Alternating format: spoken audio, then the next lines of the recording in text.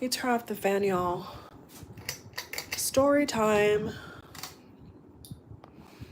Why not share how my day went with you all? Why even keep it to myself? Why even? Oh.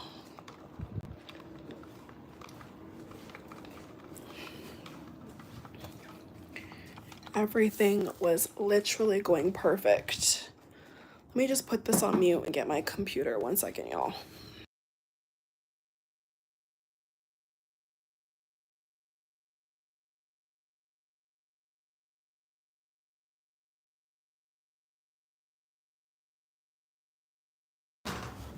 One second, be right back.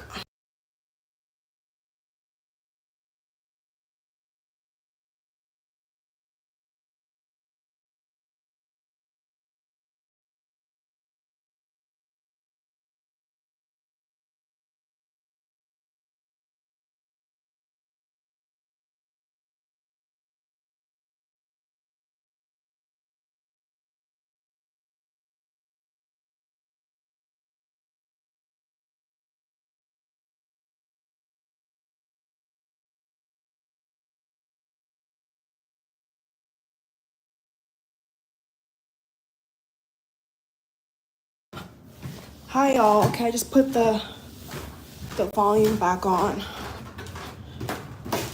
Oh my God. Unbelievable, y'all. Unbelievable. So, oh, this fan is still going. Why is this fan still going? Like, why, bruh? Oh my God. Oh God. So, I have a story time for you guys, sadly. Thankfully, I'm not dead. Oh God. This retrograde needs to end, bruh. So, my God. I just don't understand. So, I'm here, you all. I'm alive.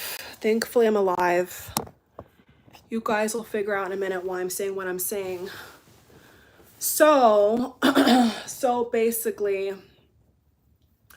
as you guys could see, I had an amazing morning. Everything was going great. And, you know, everything was fine. I have been in like the most positive mood I've been in like a really long time. One of you guys can hear me. 1 second. I'm just going to check my audio because I cannot like yell right now. I'm tired. I'm literally tired. Like I can't even yell right now. I knew I needed like 1 second, you all. 1 second. Okay, I can hear myself properly. Okay, that's fine. Okay, I can hear myself. I just want to make sure that I can actually hear myself because my phone is kind of far. My phone is kind of far from where I am. So long story short, right? Long story short, I woke up in such a positive mood, like an amazing mood. Everything was going perfectly fine. And to cut to the chase without, you know, I don't want to really talk about, you know, it's the retrograde's fault. It's the retrograde's fault. And I just want to like put it out here. So basically tonight, you all, send prayers my way, good energy my way. I'd appreciate it. My car got hit. I have never in my life had a Venus retrograde, a Mercury retrograde where my car has been hit. Luckily, it was not hit in a visible or hugely bad way. Somebody came around into my lane tonight and, you know, I felt the impact, but it was pretty subtle. It wasn't like as bad as it could have been if I was speeding. If they were speeding even faster, I think it could have been really, really bad. So that literally just happened to me like 20 minutes ago. I had to stop my errands. I had to stop what I was doing and come home and, de-stress and relax, and it's weird because, like I said, I came on here this morning, with a manifestation video. I actually had a really good day. Like, I did not have a bad day. I had actually a really, really good day. So it was super unfortunate that it was two people in the car, were rushing and not paying attention, and they hit my car. um I have not had, like, in my opinion, I don't like, and I think I've said this before, like, the state that I live in, I don't like, for a lot of reasons. The people, the kind of people, the mannerisms, the culture. Like, I don't like where I live. The state that I live in does not does not doesn't like mesh well with my morals. I'll put it that way. And I really hate to say this, but so as soon as I was impacted, I called 911. I called the police to protect myself. Like usual, when you call them, it backfires, right? I was positive. I was, like I said, it's so hard to, like, wrap my head around because I had such a good day. And, like, the whole day I was just on a high, and there was nothing that I would have changed about today. There was nothing I would have changed about what I did. You know what I'm saying? So it's just the retrograde. And what's even more evil and sinister about the whole thing is, like, for weeks and weeks and weeks, besides work, I have purposely stayed home. There was just something within me that has been telling me to stay home. Once I heard that there was, I saw on Twitter there was this thing floating around with, like, people saying there's 7 planets in retrograde, and there's Venus retrograde, and we all have seen, not one of us has been exempt. We've all seen the absolute havoc in terms of relationships that the Venus retrograde has wreaked on married couples, boyfriend, girlfriend, whatever. Like, we've seen the damage that the Venus retrograde has done to most people. I wasn't impacted by Venus retrograde, but I have now been impacted by the Mercury, which is typical, right? So, yeah, so for weeks on end, besides work purposes and, like, going to the grocery store, I had a strong conviction to not, like, drive like I normally drive. So much to the point where one of my neighbors, when they saw me, like, literally a day, yeah, literally about 2 days ago, was shocked when they saw me. They were like, "Oh my God, like, I really see you. I haven't been able to catch seeing you, you know?" And I was like, "I know." And I joked with her and I said to her that I've been in hermit mode. And I don't know if she knows about, tarot or astrology, but I was, in my lingo, I was, subliminally telling her, like, I've been purposely staying home because my intuition's been telling me not to go out. So it's just kind of crazy how there's so many, like, synchronicities leading up to what happened tonight. And it is sad. It's sad because it's like, no matter, and it's like, no matter, like, how positive, or, like, no matter how much you do everything right, with this retrograde, with the Venus on top of it, it's like nothing wants to go right. And it's like, you know, when someone, whether it's a minor accident or, like, a major accident, like, somebody's reaction to what happened to them, they're the victim, is completely normal, you know? And it was just like my gut was telling me that. And I don't want to, like, and before I say this, like, people, based upon the media and what we see in the media, you know, people have like a pre-designated idea of like what a cop looks like, right? Well, in this case, you all, just to kind of clear that away, this was not the typical cop, okay? This was not the cop that people associate with racism. I'll put it that way. This cop was not of a different ethnicity, okay? I just want to put that out here because people will say, I'm sure in the back of their mind, oh, if it was a, you know, a certain kind of person, they're not nice to you. That's a given. That's a given.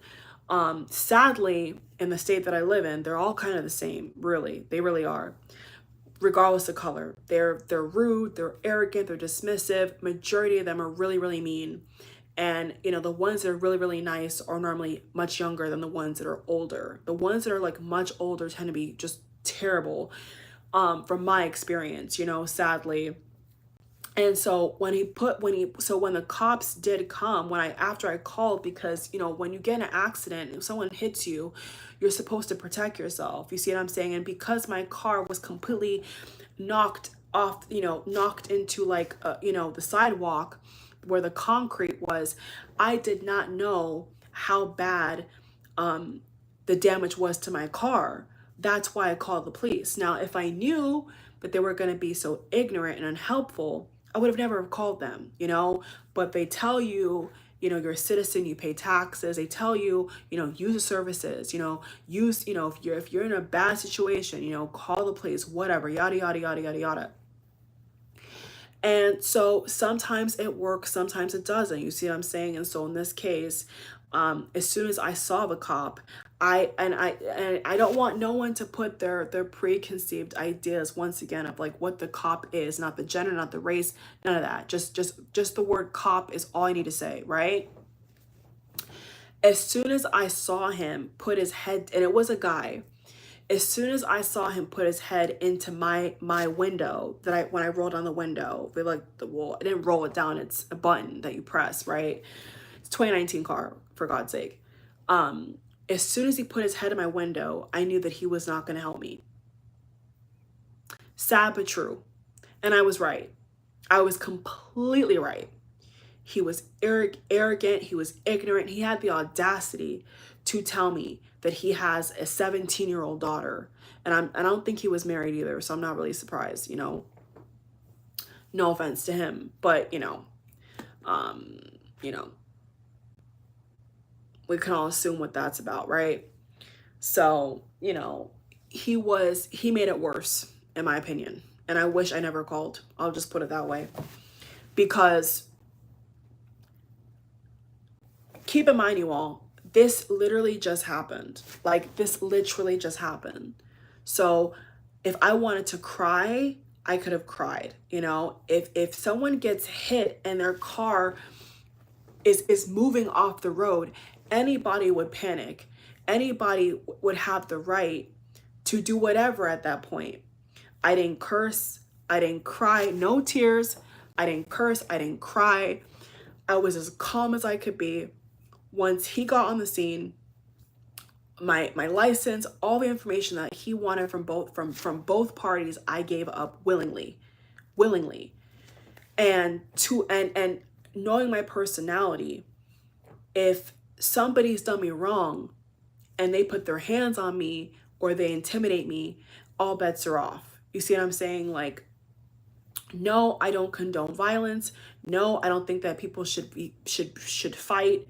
But it's like, if someone's gonna like pump me and like push me, I'd rather just leave the area than to get in like an altercation. So what I did was I stayed in my car. The whole time, this couple, and I hardly even looked at them because I was so disgusted by their behavior. The whole time they're pacing in front of my car. You know, they're arguing because obviously they're in trouble. They're yelling at each other now because now they're trying to blame each other about, you know, the couple that hit me. I can hear them arguing in the other parking space, and I'm just like, what the heck? You know, this should have never happened. Like, this is just because people are impatient and they're rushing and they're speeding, and it's sad, you know. And that's just like how life is, where people are in a hurry. And just like I was saying this morning to you all, is like what I've learned in life is it's better to be safe than sorry. And like when you're not sure of something, you don't rush into anything. You don't let people, bully you. And that's a topic that I actually talked about this morning.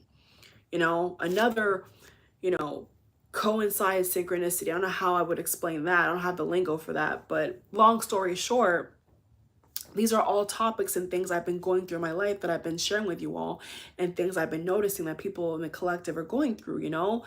So I know myself. I'm pissed at them. I'm pissed at the fact that my beautiful car that I just got washed, that I pay all this money for, my car is not cheap. Let me put that out here. My car is not cheap. And my car was more expensive than their car. So if I wanted to go on a tangent and be mad and point the finger, I could have. I did none of that. I was in my car the entire time. So for that alone, I got to pat myself on the back. Because I can guarantee you, anybody else out here, especially in the state that I live in, if they get hit the way I got hit, all bets would have been off. Trust me. Trust me. So I felt that I was, emotionally vulnerable.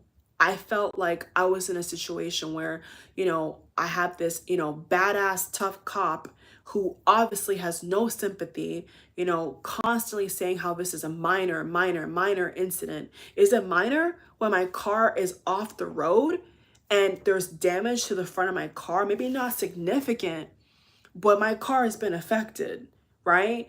So in my head, I'm like, the audacity, And so when you're dealing with a cop and you're dealing with strangers, you cannot just say whatever you want to say, because as we've all seen in the news, people get shot for no reason. People get overtaken by pedestrians and strangers for no reason. People nowadays are not mentally stable. I had the wits to know that. And like I was telling my parents, is like, if I got out of the car and the cop was asking me to demonstrate the cars and the road and all this, and my hands were flailing, who's to say somebody could have looked at what I was doing or what they were doing and pull the trigger? Now, it may sound extreme, but look at the news. Look at this country, America. People take matters into their own hands all the time.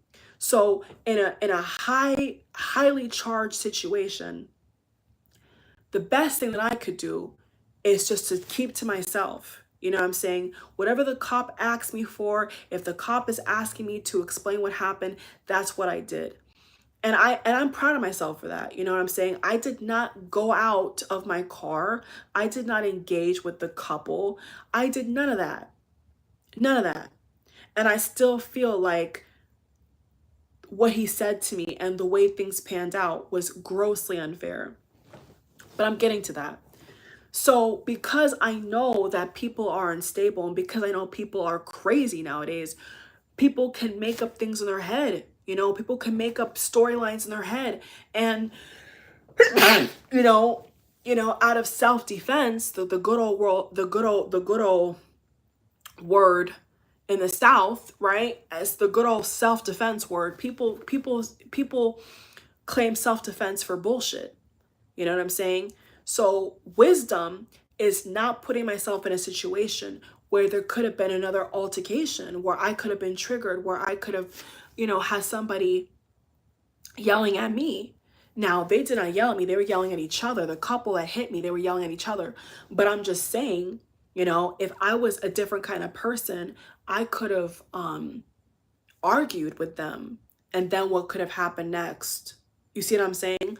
So the whole time, my whole goal was to stay calm as I possibly could be. You see what I'm saying? Like, the best thing that I could do is just keep to myself. You see what I'm saying? I did not want to make it even worse. You see what I'm saying? I did not want to make it even worse. I don't even know what that means. Steve Jobs died. Like, I have no idea what that means. I think that's a troll, guys. I don't even know what that is. I don't think that has anything to do with the chat. I don't think that has anything to do with the chat, y'all. I'm just gonna block this person. Sorry. I think someone's trying to spell Steve Jobs, but that has something to do with the topic. Did he die during a Mercury retrograde? I don't really care. Anyway, so you know, to avoid escalation, the smartest thing that I knew to do was to not engage, was to follow instructions. You know, obviously I'm on the phone with my parents when I can, you know, and my you know, getting all my information, and that's what I did, you know what I'm saying? So what now after the fact has pissed me off is the fact that, you know, as a citizen paying taxes, you see what I'm saying, paying taxes, and oh, it's because it's not on my account. One second, y'all, I have to switch my account. I'm in my other account. Is the fact that as a citizen, right, as a citizen, you're paying taxes, right? You're paying taxes for these services to protect yourself, to be protected. And instead, I have somebody who is saying that I'm paranoid, that I need to calm down. And I'm like, in my head, I'm like, first of all, and once again, this is a cop. So how do you talk to a cop, in this circumstance when everything is highly emotional? It's very difficult to navigate, extremely difficult to navigate. So obviously in my head, not out loud, but in my head, I'm automatically saying to myself, like, who are you to tell me that this is not a big deal? I haven't seen what my car at the whole time.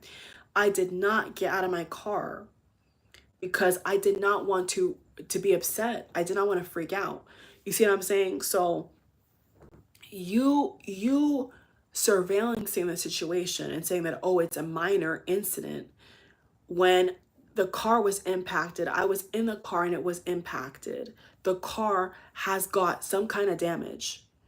Whether it's big or small, doesn't matter. It's been impacted. So for me, as a taxpayer, as a citizen, my emotions are like completely, I don't know the word to describe, to even use, but like my emotions are completely torn from out of me, because in my head, in my heart, I'm like, who are you to tell me that this is not a big deal? And on top of that, I did not even see my car. So I don't even know how bad it is, how severe it is. You see what I'm saying? So I just feel like, out of just sympathy and pure common sense, if someone is a victim of a car accident, how can you fix your mouth to tell the person that they're overreacting, or that they're exuding paranoia, when it happened to me? And just like how I'm calm right now talking to you all is exactly how I was in front of the cop. And he still insulted me, and he still talked down to me.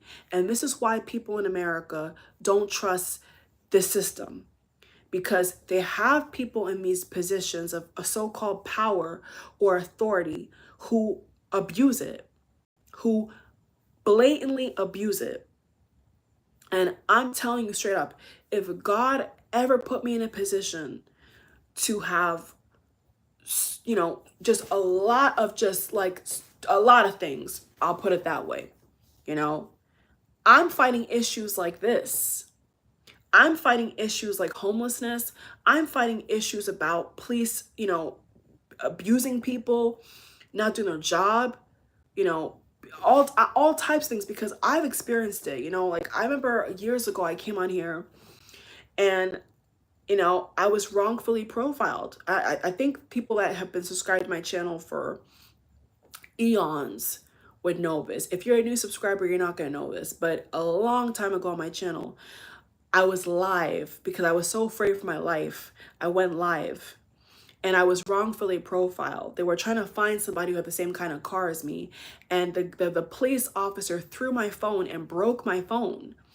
So this is not the first time that I've had an experience with a police officer or a cop or whatever where they've not done their job properly, you know, and they've abused their power. This is not the first time that I've had experience with this. So here's what I want to say, you know, for all my international viewers who, you know, hear about American news and American, stories. I can't say certain words because of YouTube. We know how YouTube is, but, you know, people around the world have seen how dysfunctional America is when it comes to the law, when it comes to people's mental health. They see what's happening out here, right? The whole world can see it. And so tonight, I'm going to reaffirm that it's still happening. You know, we still have people that are in positions of certain positions that they should not have. Because how can you tell a victim that, oh, like, you know, I'm being paranoid when I felt my car shift off the road and I'm in the car to the point where the lady on the operator is asking me if I'm hurt. So what do you want? What do you want me to do? Be as cool as a cucumber? Which I was. But I just felt that because I'm a woman, you know, and for some reason I just genuinely think that I just genuinely feel and I know that he didn't like me. You know, and I don't have to prove that. Like from when and maybe I didn't even like him. You know what I'm saying? Like from the second I saw him, my spirit didn't take him. So, you know, intuition doesn't lie, right, guys? Like, have you guys, you know, came across a person and they just have bad energy, you know, and it turns out that they're actually a really nasty person? Like, that's my experience. That was my experience tonight. So, no, like, I knew that he wasn't going to be helpful. I knew from the jump, from the very, very jump, I knew that he was going to be chastising me, you know, downplaying my situation, making me feel like, you know, making me feel bad. And I'm the one who got hit. How does it make any sense? I'm lost for words right now. And I'm even more lost for words because I had an incredible day. You know, I mean, it's now 11 o'clock at night. So you guys can imagine, like, my day was great. I had a great day. And two buffoons chose to speed, you know, at a not only a red light, but a red turn, a right-hand turn, and hit my car. No, John, I don't know if this is a subscriber or something else. No, there's 9 other people that are live here, not in the chat, but that are watching and supporting in that way. Not everybody wants to be in the chat, and that's fine. So, you know, I'm, you know, and like I said, if you are the victim of a car accident, how can anybody tell you how you're supposed to react? You know, in all my like years of living, I've never had that experience. I have never in my life had an experience where you're the victim and the cop, the police who's supposed to be wanting to help you is talking down to you. I've never had it in my life. So it's just really shocking. You know what I'm saying? It's just really shocking. And it really makes me feel like, you know, sadly, it reminds me of all the issues that this country has. You know, it reminds me of all the issues this country has and continues to have because they are hiring the wrong people. They're hiring unsympathetic people. You know, when a police department gets a call, it could be about anything, you know what I'm saying? And you cannot arrive to a scene already with your mind made up. And you have no evidence. You're not even acknowledging that somebody's car is damaged. But yet all you're focusing on is what you think that I did wrong, or what you want to nitpick at, or what you think is minor. You know, what if we went to every abuse victim in America and try to compare trauma and say that, oh, because you have this trauma and this person had that trauma, your trauma is minor. You know, that's basically what he said. It's like, oh, because this trauma is I've seen worse. Your accident is nothing. It is something to be, worked up about. And what's so sick and twisted to me is like I was not even worked up. I was not even like the way that I should have been, in my opinion. Like, truthfully.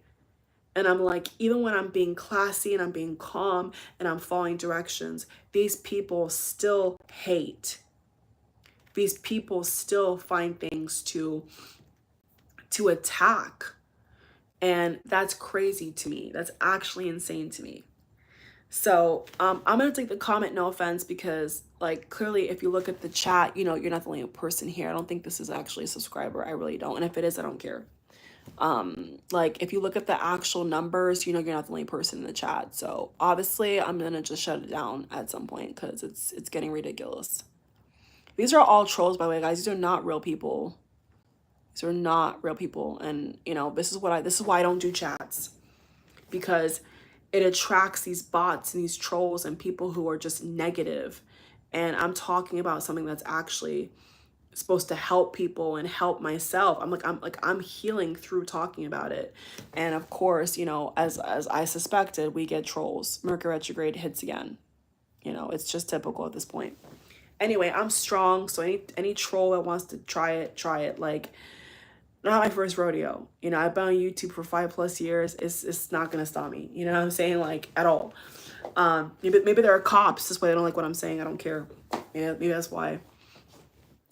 But it's sick, you all. It's so sick, especially when you're in the right, and especially when you know what you feel and you know what you're going through, and you have these ignorant people who don't have a sympathetic bone in their body. You know what I'm saying? It's pathetic. And honestly, all the bad that this country gets is completely deserved, because I've gone to other countries, I live in other countries, and they don't treat their citizens like this. You see what I'm saying? They just don't. And people come from all over the world, and they come to America and they're disgusted. They're like, how can people live like this? Because they find out very quickly that it's all a lie. The American dream is a lie. They figure it out very quickly. And some are not stuck and some are stuck. I'm saying? Some are able to escape and others are not. I'm saying? Some wake up to it and others do not, unfortunately. But, it's not what people think. I'm saying? Like, and what's sad is, like, a lot of times, like, these people are supposed to serve their communities, do more damage, and that's what's just so mind-boggling. Is like, why do you talk to people like dirt? What I'm saying? Like, why do you try to minimize what people go through? What I'm saying? And what's weird to me is, like I said, I wasn't crying, I wasn't hysterical, I wasn't even the way that I wanted to be, because I knew that I was going to be judged anyway. With dealing with the police, I knew that I was going to be judged anyway. So, being a Black woman, people always judge. So naturally, I just was trying my hardest to not cry, even though at one point I wanted to cry and he wouldn't even let me cry, which was fucked up, because if I wanted to cry and I was shaken up, I should have been able to cry.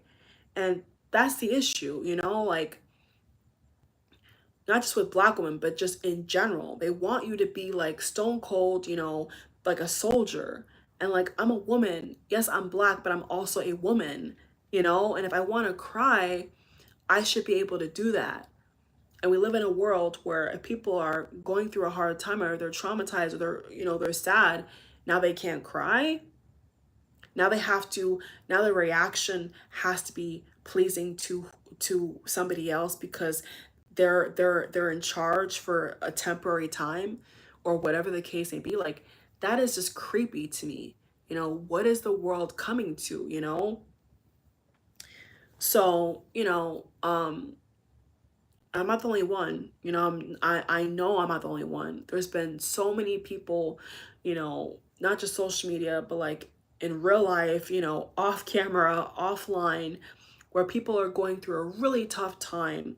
And yes, the retrograde is contributing to that, but people already have been going through a tough time. You see what I'm saying? So I just think it's strange, like, you know, and crying does not equal weakness, for the record. Like, crying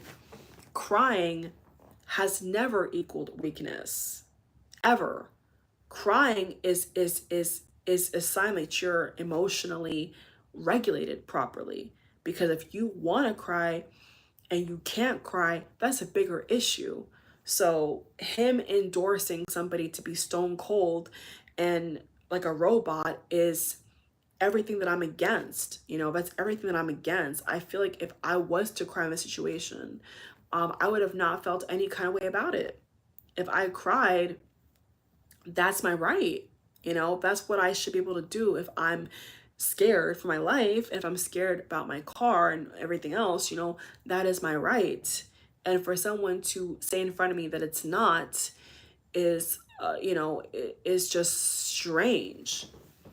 And it kind of just, you know, reconfirms that's the strangest times we're living in. We're living in very, very strange times, very, very weird times. And, you know, what's even weirder is like, you know, I was full of gratitude tonight. You know what I'm saying? Like I was, you know, praying, you know, and I had a great day, you know, really my day was fine until this. And you know, luckily nothing else has happened, you know. Some people have lost technology, you know, some people have gotten like in you know, really bad injuries, you know.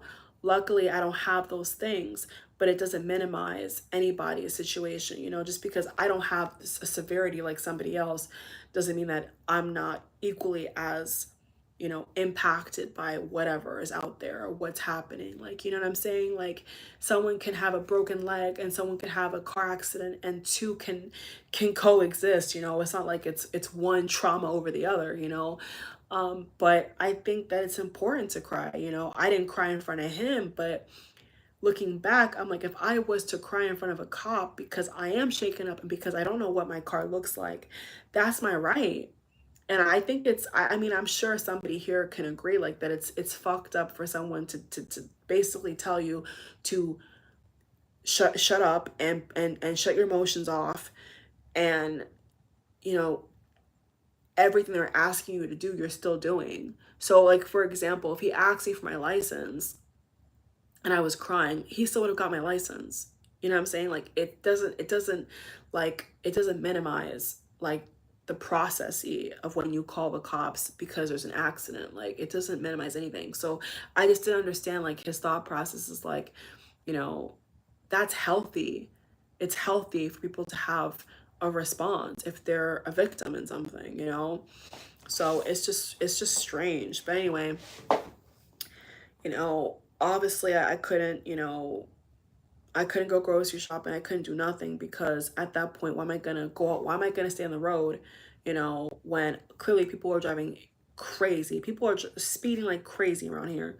And I had to come back home. Sadly, I had to come back home. But, you know, one blip, you know, um, one incident, you know, one bad event does not blanket over my whole week. You know what I'm saying? Like, I'm still going to, I'm literally still going to have an amazing week. I'm still going to have an amazing day. Like, I'm not going to let it, um, psychologically mess me up. You know what I'm saying? Like, I'm not going to let it like make me feel any kind of way because I did nothing wrong. You know what I'm saying? I was hit. They hit me. And so, you know, and because they were speeding, they were rushing. And you know, it's like I said, it's just sad that people think they have to, you know, act aggressive to achieve something. And like I said this morning, that's never the way. You know, all these negative channels and how people tap into certain energy is not the way. When are people going to get that? You know what I'm saying? Like, aggression, rushing, being dismissive, being rude. These are all channels and ways that people are manifesting negatively onto innocent people like myself, because I was in a great mood. I was having a great night. You know what I'm saying? Like, that was not, I did not deserve that at all. At all. And what's even crazier is like earlier there was like a cart or something like near the front of my car, and I never saw like a little scratch there. I never saw a scratch there, and for some reason I saw a scratch there. And I've kind of like, now I feel like that was like a premonition, you know. But I told my friends. I mean, it's been a very social time with this retrograde. I mean, the social aspect has been off the charts. And so, you know, I try to respond back to people. If I don't get to, I don't get to. Not business, I'm talking about like strictly like, you know, like real life. And I was telling some people earlier, like, um, you know, the kind of car that I have, et cetera, like, is a lot of upkeep, you know, it's not cheap. So any little scratch I see, to me, it kind of magnifies, because you can see it. You know, if you look, you can see it. Whereas if you have like a, you know, a different kind of color car, you really can't see it. You see what I'm saying? So, and that was before I left the house, but like hours, like an hour, like hours difference. When I spotted that mark on my car, um, I began to, like, you know, clean it up. And then like at least 3 or 4 hours later, then I went out to run errands, and then this happened. So, you know, is it a coincidence? I don't think so, because I normally never nitpick my car like that. Like, I normally never nitpick my car like that. So, you know, when everything came to a conclusion, and, you know, I got all my stuff, then I got out of the car because they left at that point. Like I said, I don't want to have any kind of discussion with people that I don't like because of what they did to me. I don't want to get involved with people I don't even know. They're strangers to me. They're still strangers. I don't even know who these people are. So to me, it's like, I don't want to have a conversation, you know, like, I don't, you know, I was not in a receiving mode because they did this to me. So why am I going to have a conversation when you're putting me in a bad situation because of your negligence, right? And that's my right. I don't have to respond to people that I don't even like or know. They're strangers, you know what I'm saying? So once I realized that they left, and everything came to a conclusion, then I got in my car. And initially, with the cop still there with me, I didn't see anything on the two doors. From the impact, I felt like they scraped, um and maybe it's still there, because I honestly, I was just so I was trying so hard, like, not to be upset, so I didn't like look properly. But then once I got home, I realized that there was some scratches, and I think a dent in the very front. Now, if there's anything on my passenger doors, it's going to be a problem, you know, like, and obviously their insurance, because I have that information, will be involved, and that sucks for them. But at the end of the day, they hit me. I did not hit them. So whatever the cop thinks, whatever bullshit he tells himself, it doesn't matter. I did not hit them. They hit me. End of story. I'm the victim. They hit me. So, you know, not until I got home and turned and walked in my house did I start to see what happened to the front of my car. Not like the whole thing, but like where the impact was, where a part of the impact was. So that was like, you know, obviously when you're trying to manifest good things and be in a good energy, you're not wanting to like have negativity. You know what I'm saying? I think that in a way, maybe I'm just like, you know, over scoping it, but like, this is what I know, you know, when you share a story online or you share anything, like people can make their own judgment, right? And so I know that like I'm actually showing how to conduct yourself in a weird situation, because see, I'm in the middle of manifesting good things, and I'm, I had a good day. I had a weird situation at night, but my day was fine. My day was fine.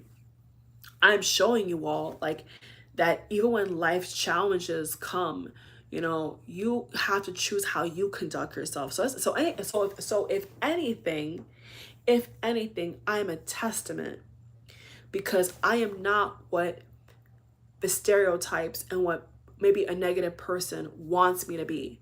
Because a part of me, honestly, a part of me felt like if I was to like flare my arms and curse and cry, who knows what he could have said or what he could have thought or whatever. Who knows, right? So I have control over myself, right? I have control over me. So within a split second, literally seconds apart, I had to make critical and crucial decisions. I could have chose to engage with strangers and argue and go back and forth. I could have done a lot of things, and I didn't. I chose to not engage, to silence it, to ignore it, and to focus on the solution. That's what I did. And so I am proud of myself, because, I really believe if it was anybody else, I'm telling you, if this was any other person, they would have fought, they would have pointed the finger, they would have yelled. Absolutely. Because what the hell are you doing? What are you doing so urgent where you're merging in two lanes, and now you're hitting an innocent car that's right of way? I was in front. I was actually in front of the whole line. To be more transparent, I was at the very front, and this person came from behind and merged over and hit me because they were speeding and they wanted to go so badly. So, fuck that cop. Fuck him. Fuck the strangers. Fuck the cop. I'm gonna curse now. Yes, fuck them. Yes, fuck them, because I did everything right. When I was in front of them, I did everything right. And how dare he and how dare them try to get a reaction on me? How dare they? And that's what they wanted, because people are so crazy that they want something to make themselves feel like they're not in the wrong. You know what I'm saying? And that's why you can't give people what they want. When somebody doesn't like you, when somebody is a hater or jealousy or whatever, they want you to succumb to their sick, evil, twisted game. Even the retrograde does to some degree. It wants you to bow and to surrender and to be in negativity. And when you give it the hand, and when you deflect it, and when you say, no, I'm not going to engage, it makes them even more mad. Like narcissists act like that too, It's water. It's water. So, and it's hot outside. So people act like this. You see what I'm saying? People love to get people in a bind. When I see that kind of spirit, when I see that kind of behavior, it's odd to me, because how low vibrational of a species as a human do you have to be to want to do that? How anybody reacts around me or feels around me is entirely up to them. If somebody's telling me a story and they cry, that is fine. That is I don't pass judgment. And the way that I feel and the way that I know I was treated is like he was passing judgment on me because he wanted me to respond how he would respond. And that's crazy. I am not him. I am me. So, a part of being like a sympathetic and empathetic or a real human, a real person, is you have emotions, you have feelings, you have thoughts, you have a voice. And what I know for a fact is any situation, any circumstance that wants to shut your voice down and censor you and keep you quiet and keep you muzzled is abuse. It is, and I'm going to say loud and clear, it is a form of abuse, period. It is abuse because you have the right to your rights and you have the right to be human. So in that moment, I had to be like a robot. I couldn't cry. I couldn't even, I couldn't do nothing really. I was muzzled. I was muzzled in a situation where to anybody else who just felt a car hit them, they're going to freak out. They're going to cry. They're going to panic. They're going to check their body. Anybody would. Anybody would. And to be more frank, the operator asked me if I was injured. They asked me that because they could hear what was happening in the background. So how dare he, But he's just one of those bad apples that spoil it for the rest of them, And there's too many bad apples at this point. You get what I'm saying? There's too many of them. We need to have people in certain positions that give a damn, that are level-headed, that are sympathetic, and not just these monsters, because that's how they behave. They behave like monsters. So, I am proud of myself. I haven't, my friend that was texting me, I didn't even get to text her back because, if she would have known this would have happened, she would have raced down, she would have been crying, you know what I'm saying? And I didn't get certain people involved on purpose because I didn't want it to escalate. I wanted to de-escalate it. So the only people who are carrying on was the couple that hit me. They were arguing with each other.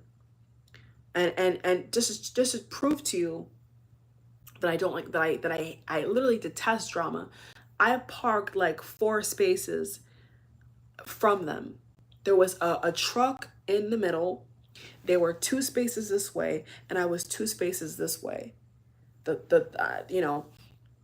wanted us to park next to each other, and I didn't want to engage. So I parked on the opposite side, and then the police car was here. I was here.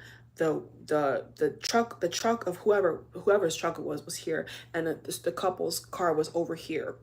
Couple's car, truck, my car, police car was like in front of my car, and we're like this. So my window, my driver's window was open to see the cop in full view. The couple was down there. They were on the other side. So I'm showing you all like another example of like how I did not want to argue. I did not want to like make my ego take over and convince me to fight or curse or whatever.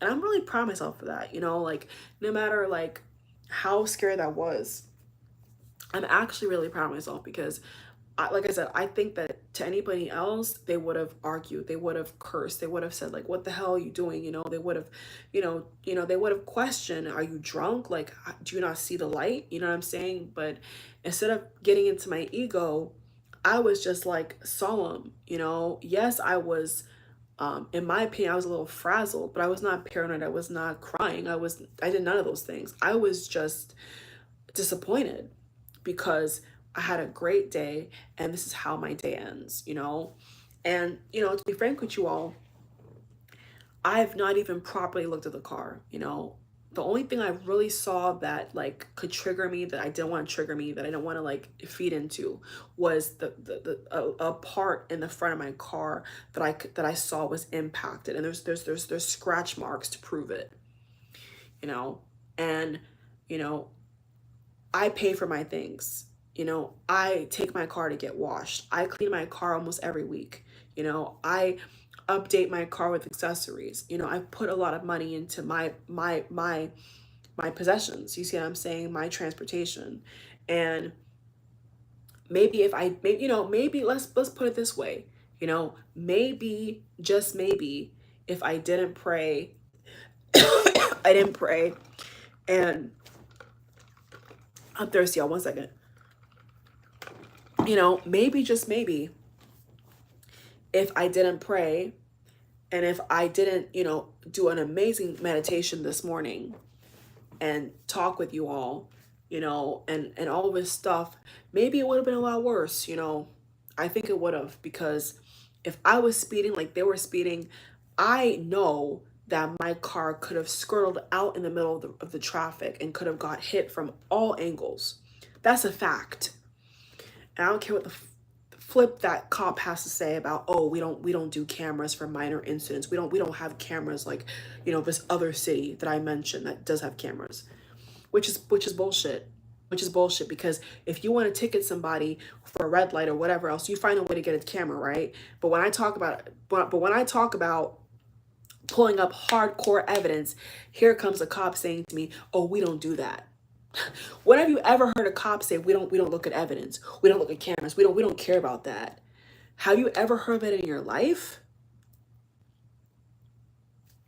Like, to me, that is negligent. That is insane. That is insane. You know what I'm saying? Any story you hear on the news, anything whatever, there's cameras everywhere, not just on the road. There's cameras outside of stores, right? There's cameras everywhere. But people have their own iPhone, their own smartphone. So once again, crooked. That is crooked. I can say that the cops in certain cities in my state are crooked, period. Because I've never ever heard a cop say that we don't care about cameras, but yet in the same breath you just said that when they give out red light tickets for a red turn, they check the cameras. He said that verbatim in the same breath of saying that we don't care about that. We don't have that in our city. So how do you not have it in your city but you give out those tickets? Which one is it? Which one is it? How can you say that you don't have cameras in the same city that you represent, that you serve, but then in the same breath you tell me that there is cameras for those things? And he said verbatim, officers like us check it and give out tickets. He said it, not me. So can you all just see the mountain of bullshit that the guy just said to me? A bunch of malarkey. A bunch of malarkey. There is cameras on every stinking road in America. There is not a road in a civilized suburban or metropolitan area that doesn't have a camera. I've never heard that in my life. So when he told me that, I'm like, this guy's crooked. Because in the same breath, catches you all, in the same breath he says, oh, well, officers like me, we check the footage and give tickets for red lights, for speeding, for red light corner turns. And then the next sentence he says to me, oh, but we don't have cameras in this city. And for minor incidents, we don't check the cameras. So what the fuck is the cameras for if somebody has an accident or gets murdered or gets raped? Is there not cameras in a civilized city? In a civilized suburban area? I'm confused. And for the record, I was almost going to record him, you all. I'm not kidding.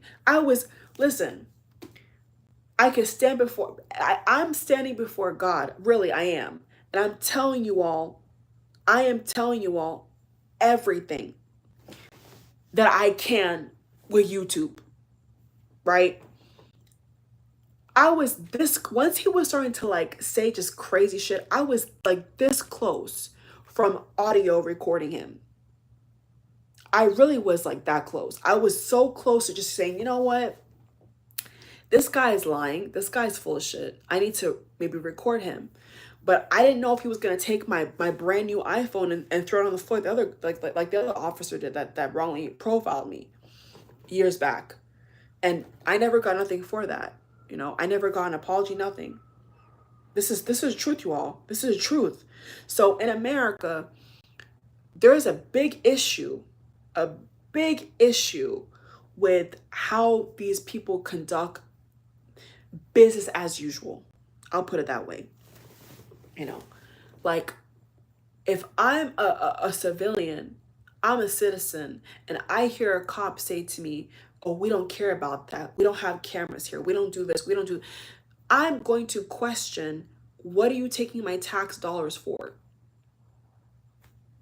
What are you what serving do you do? Because if all the serving you do is giving out tickets because you want to make money off of us, then you're not doing your job. You're just basically a filler upper, you're just basically a puppet.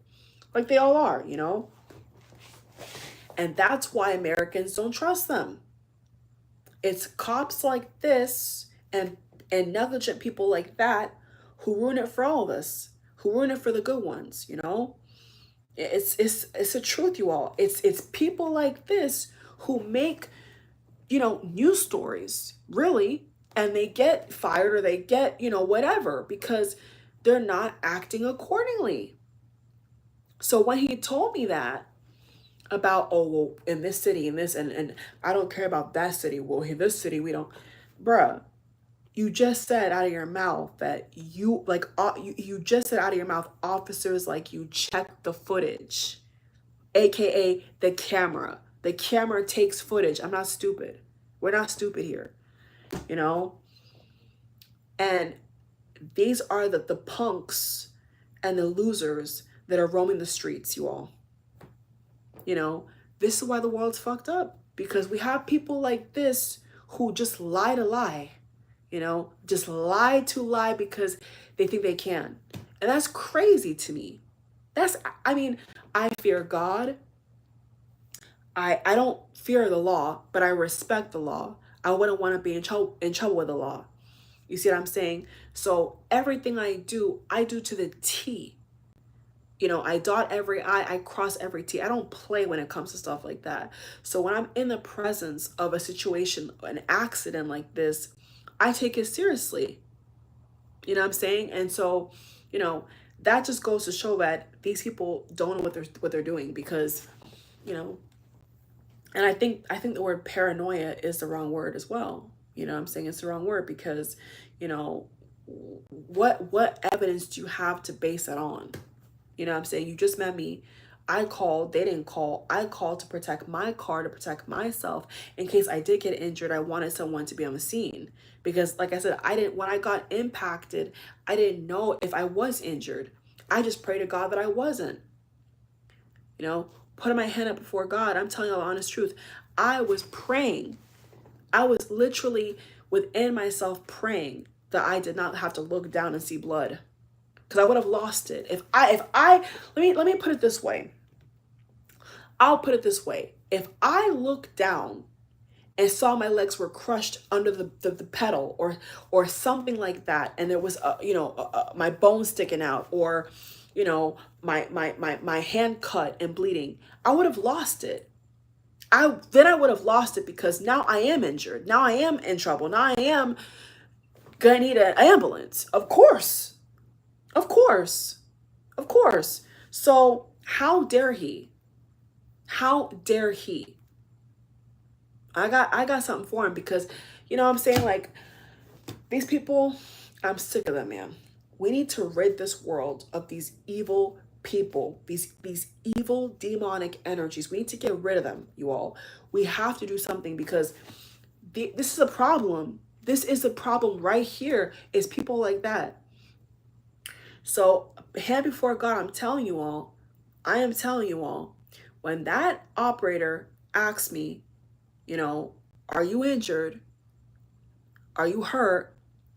I was literally trying to get out of my own body, literally, and pray that I would not have to look down and see that my legs are stuck under the car, crushed. That was my first thought. Genuinely, because I've seen videos. I know how this goes. Some people, when they get impacted, they get the what you call it, what is it called, the cushion that comes out from the front of the wheel. I've never had that happen to me, so I have to look it up. I forgot what it's called, but y'all know what I'm talking about. When your car gets impacted hard enough, there's a air pocket or air balloon or something, like an air pillow or something. I don't know what you call it. I forgot. Sorry, while it's late. That comes out of your steering wheel, right? Or somewhere in the front of your dashboard.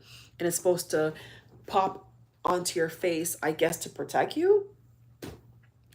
So, once she asked me that, I was in a different state of mind because I'm like, oh my God, it's one thing for my car, but now if I'm injured, I've never gone to the hospital in my life, ever.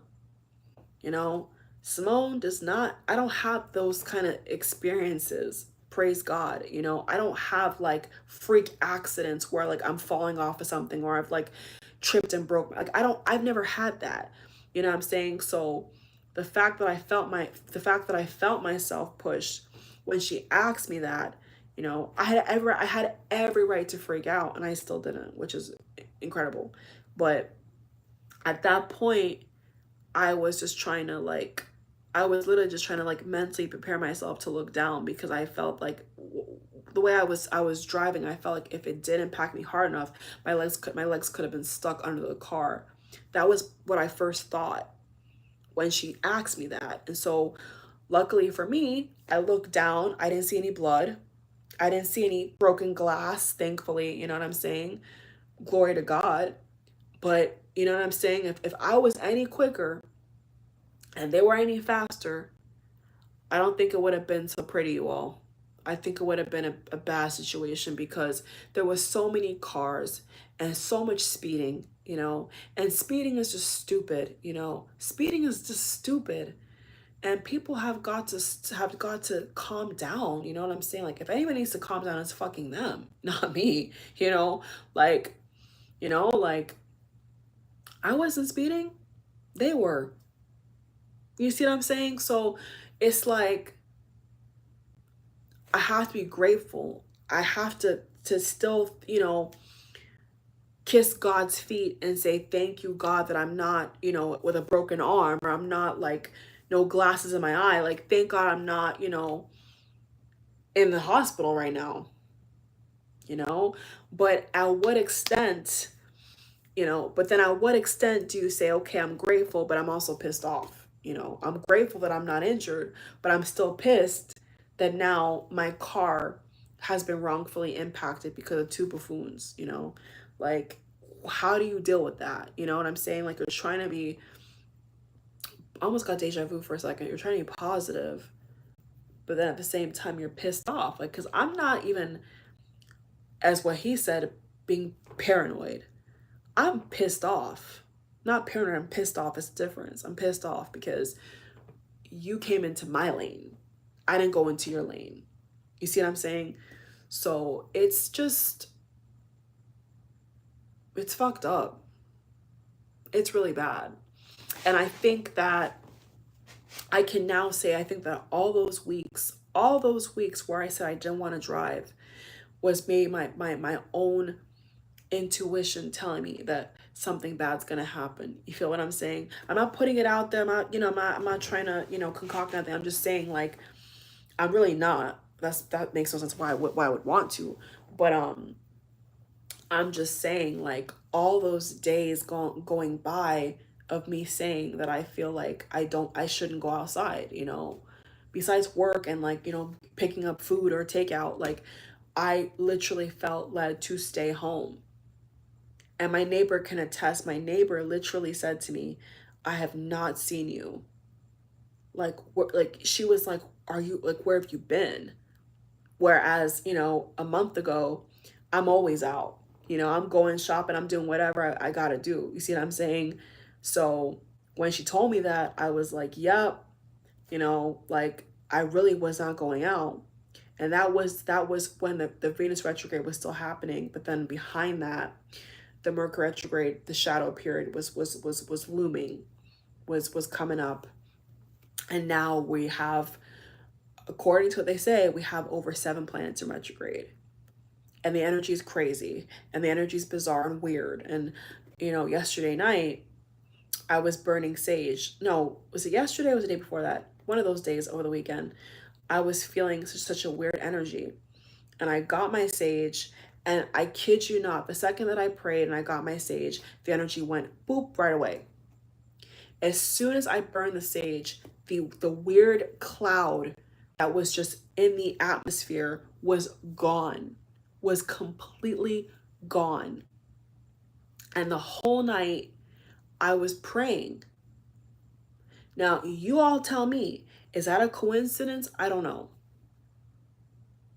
The whole night, I was just praying for no reason. Not that I'm not a praying person, because I am. I believe in prayer to a certain extent. I'm still learning more about prayer and how, it helps you manifest and how it makes you think calmer. I'm not an expert on praying by any means, but like the whole night I was praying. So I don't know. Is it some kind of force, telling me danger, danger? It looks like it to me. The evidence is there, right? Not wanting to leave the house, praying all night for no reason, just felt led to pray.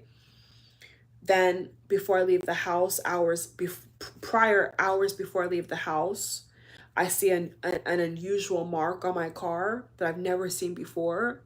That's black, and it's like a very thin line, and it pissed me off. It kind of made me like agitated. And then I prayed, and then I was fine. And I said, okay, I'm gonna go out. It was raining, actually.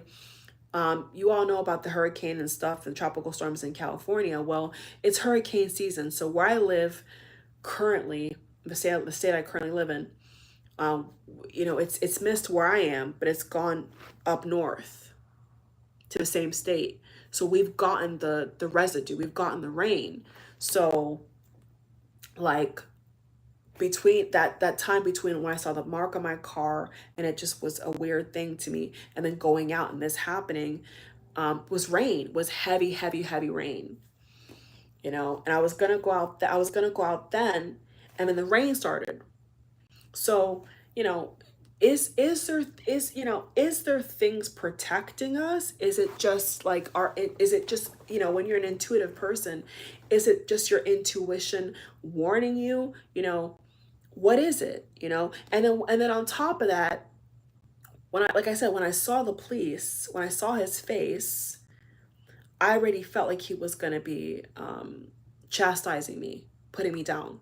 I already knew that, and that's exactly what happened. So, how do we know these things? In Christianity, they call it the Holy Spirit. In other cultures they call it, divinity, or premonition, or vision. All these different terms. But all I can say is, glory to God that, I'm 100% fine. I'm pissed off, but besides that, I have no injury that I know of. My body is fully functioning. It's just my car that's been a little impacted because of what they did. And it's just like, you know, life is gonna throw curveballs. Life can throw all the curveballs it wants. You know what I'm saying? But it's up to us how we react. And I think that, and I just want to put this out here,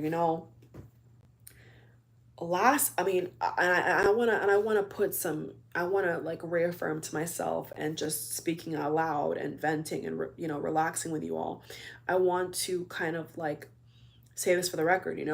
Last year, I don't care about tonight. I mean, I do care, but I'm saying I don't care. I'm saying that in the grand scheme, when the year ends, I don't care about tonight. That's going to be in the past, right? This year versus last year, this year is still miles better than last year. Can you imagine?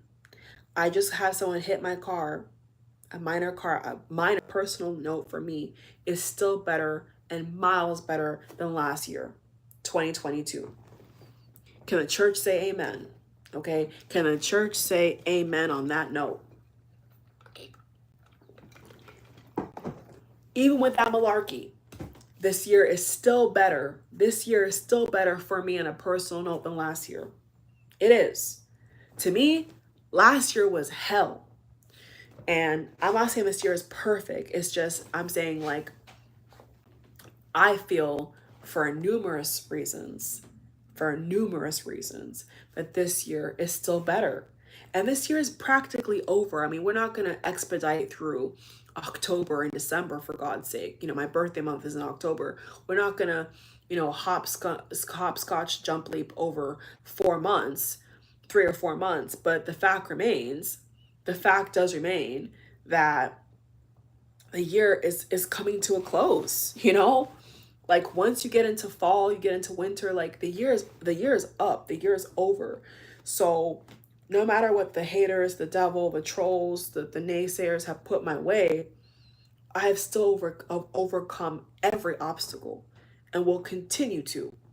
This changes nothing. Only thing that changes is how I see the cops in my state that I have to come across who are arrogant and nasty and rude, sadly. And now it confirms for me that my state has terrible drivers. You know, there is just, for all my international viewers, there is just some drivers in America, I'm talking about in America, that cannot drive properly. You know, if you'll overhear different jokes about different states, they say certain states have really bad drivers. And my state is one of them, you know. And after tonight, I'm like, these people cannot drive for their life. They drive horrible, you know. So, you know, all this, guys, all this does, let's get down to the nitty gritty, the heart of this, right? All this does is make me realize, you know, all the things that I feel, you know, feeling for a while, you know what I'm saying? Like me not being happy with the state that I live in, me not being happy with a lot of things to do with what, you know, the state, you know, just kind of like reconfirmed like why I don't like it. Because there's so much injustice and they're very dismissive, you know what I'm saying? Where I've been for long periods of time in other states that have better weather, better quality of people. No tea, no shade, but it's true. Better quality of people, you know, better lifestyle, like, you know, and that's for me to figure out, you know, like one day, hopefully in the very, very near future, I need to be so stable where I can pack up and get the hell out of here. You know, that's what it comes down to for me. Because you know, when you live certain places, like their mentality, the way they talk to people is just so dismissive. And it's like, okay, well, not that there's not bad cops everywhere in America, because there is, sadly, you know, there's not many good ones, sadly, that, you know, we hear about, that we know of, sadly. But I'm talking about the people, the culture, you see what I'm saying? Because certain states have, you know, really bad traffic and other ones don't, you know. Less popular states that are not so overpopulated are not going to have, you know, these crazy traffic lights and stuff like this, and hour-long traffic, you know, depending upon how heavily populated and dense a place you live in is the traffic and the kind of people you come across, right? So that's just a fact, you know. I've been to other states where, you know, you're not going to get the same kind of people, the same kind of problems like that. You know, they have other problems, of course. Every state has different problems, but the kind of problems you encounter will not be like the problems you encounter in a different state. Every state has its own thing, you know what I'm saying? So, you know, you get tired of the same old, and but you know, I am just so proud of myself, you all. I know this may be annoying to hear over and over again, but you know what? I am talking to myself, to you all on the camera. So it is what it is. You see what I'm saying? Um, obviously, and I'm gonna toot my own horn for a little bit. Obviously, I'm likable enough where 50,000 people have put their trust in me and have supported me. And I know ain't no damn dusty ass cop getting none of that. Period. Okay, I have busted ass to get what I have. You feel what I'm saying? So I can toot my own horn. I could talk about myself. I could compliment myself, because right now, this second, right now, I need to build myself up, right? I need to go to bed with a clear head and a clear heart. And I have to forgive. Now I have to forgive who trespassed against me. Come on now. Let the church say amen. Now I have to forgive the violation. I have to forgive how I was mistreated by the cop. Now I have to forgive all these ratchet people, and that's a test of life. That's a test of living this life. Living to see another day is, you can have a great day and have a bad night. You feel me? Or you can have a bad day and have a great night. That's life. And a part of living this human experience is you have to take the good with the bad. Right? I talked about this morning. I literally spoke about this today. And so, that's how I know that my faith, my spirituality, my awareness is growing, because, like maybe a couple weeks ago, I would not fix my mouth to say that, oh yeah, and I have to forgive people who literally hit my car. Like, who's gonna put that in their language when they're pissed off? Nobody. Mostly nobody is going to put in their mouth, oh, I'm gonna forgive who trespassed against me.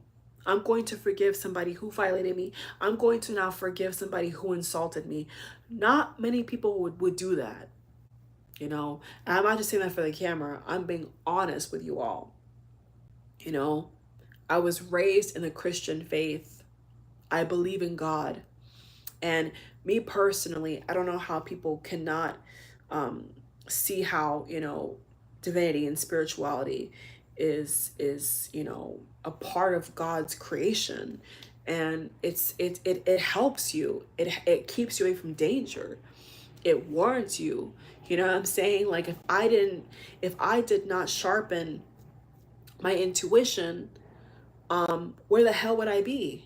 You know what I'm saying? Like, and my intuition was clearly working, because the whole day, the whole week, the whole month, I really want to say, I've been acting out of my nature. You feel me?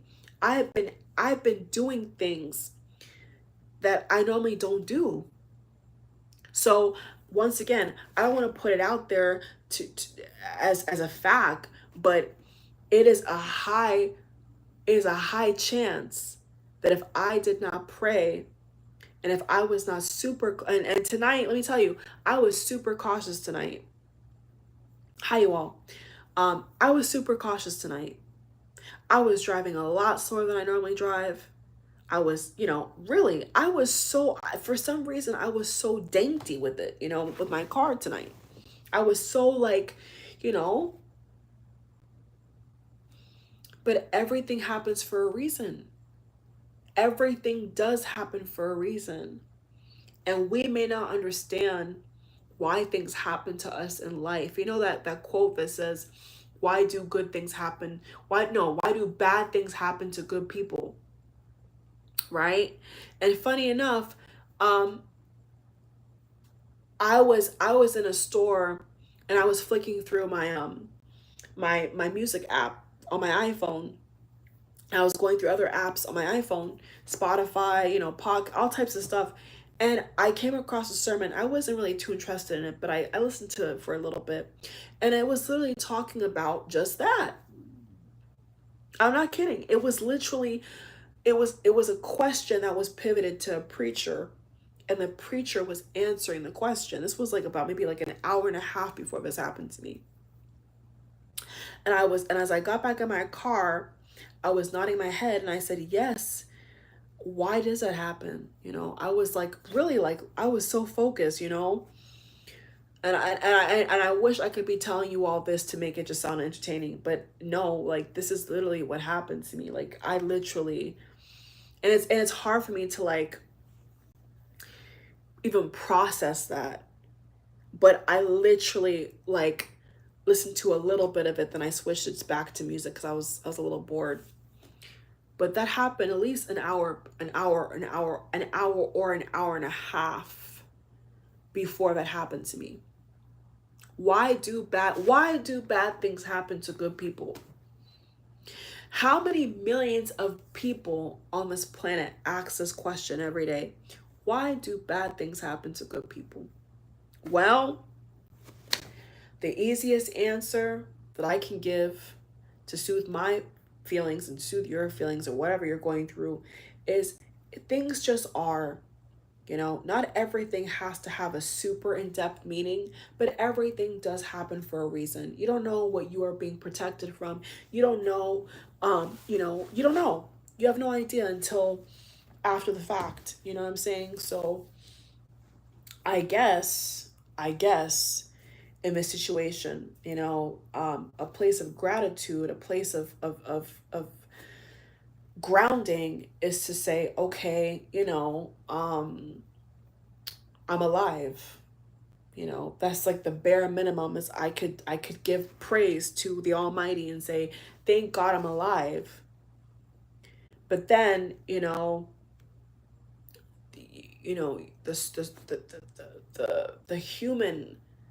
human says, well, what about my car? What about, the money I'm paying? What about, but then when you zoom out, you say, well, you didn't have to have your life tonight. Your life could have stopped right here. And FYI, if my life did stop tonight and I didn't come back home and I wasn't alive, I lived a great life. I mean, and I'm proud of that. I'm proud of that. I have done most things I've wanted to do in my life, genuinely. Of course, if I want to travel more. I've already experienced, romantic love many times in my life. So I wouldn't have died. If I died tonight, if that's what happened to me, if this went the other way, it would have never been a situation where I would have, passed over and said, oh, I've never had real love. I've never, I've never done things I wanted to do. Most things I wanted to do in my life, I've done. I have. Because I don't ask for much. I've traveled, I've experienced real deep, not just romantic, but agape love. I've had amazing experiences. I've met, a lot of celebrities that I've wanted to see in concert, that I've wanted to either see in concert or meet. I've met in my lifetime, except Michael Jackson, who's already gone. There's no hope there, right? Like Michael Jackson is never to return to this earth, as far as we know. I'm saying, like, in terms of reincarnation, if you believe in that, whatever. But he's not coming back as Michael Jackson. He's gone, right? So besides Michael Jackson, I've seen Britney Spears in concert. I've met certain celebrities that I look up to or that I really like, and I like what they do. So if my life would have ended tonight, I would have been where God took me, and I would have been just as happy because I have lived a good life. You know what I'm saying? Like and life is hard anyway. Living on Earth is hard. So I'm pretty sure I would have been happy to get out of here. I'm pretty sure I would have been happy to leave, truthfully. But it's not my time. It's not my time to go. It's not my time. But if it was, man, I would have been proud of my story. People that die, they have near-death experiences. They say they have these life reviews. I'm sure there's a couple of you watching live secretly that have seen those things, okay? Where you've seen those videos, you've seen those TikToks, people talking about how they've had a near-death experience, NDE, right? Right. And all the stories are so similar, whether they're on DMT, shrooms, or they've had a coma, or clinically pronounced dead and they came back, if they're Christian, whatever, if they're not even Christian, if they're atheist. All the experiences are the same. All of them. Of course, if they see their grandparents in heaven or whatever, that's tailored to what they, their own personal connection. But the grand scheme of what they see when they go on the other side is all the same. They feel peace, they're happy, they have a life review, you know? And I don't know how and who this is for, but you know that every day is not promised. You know that every day is an adventure, as I call it. And so if you're not comfortable with death, if you're not comfortable with transitioning, is another word for death, um, try to make peace with it, you know? Try to make peace because I'm not afraid of death. Never have been, never will be. It's a natural part of life. And, there is people out here who are, terribly afraid. They're afraid of hell. They're afraid of heaven.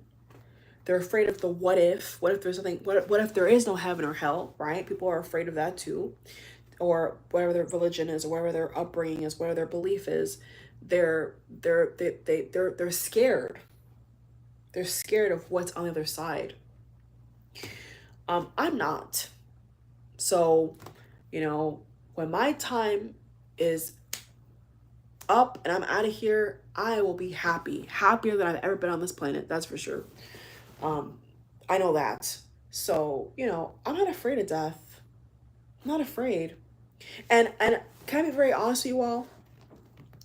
When the operator asked me if I was injured, if I was hurt, if I was, you know, like if I was impacted, if I was hurt, if I had any injuries, in a little, literally, I want to say a millisecond,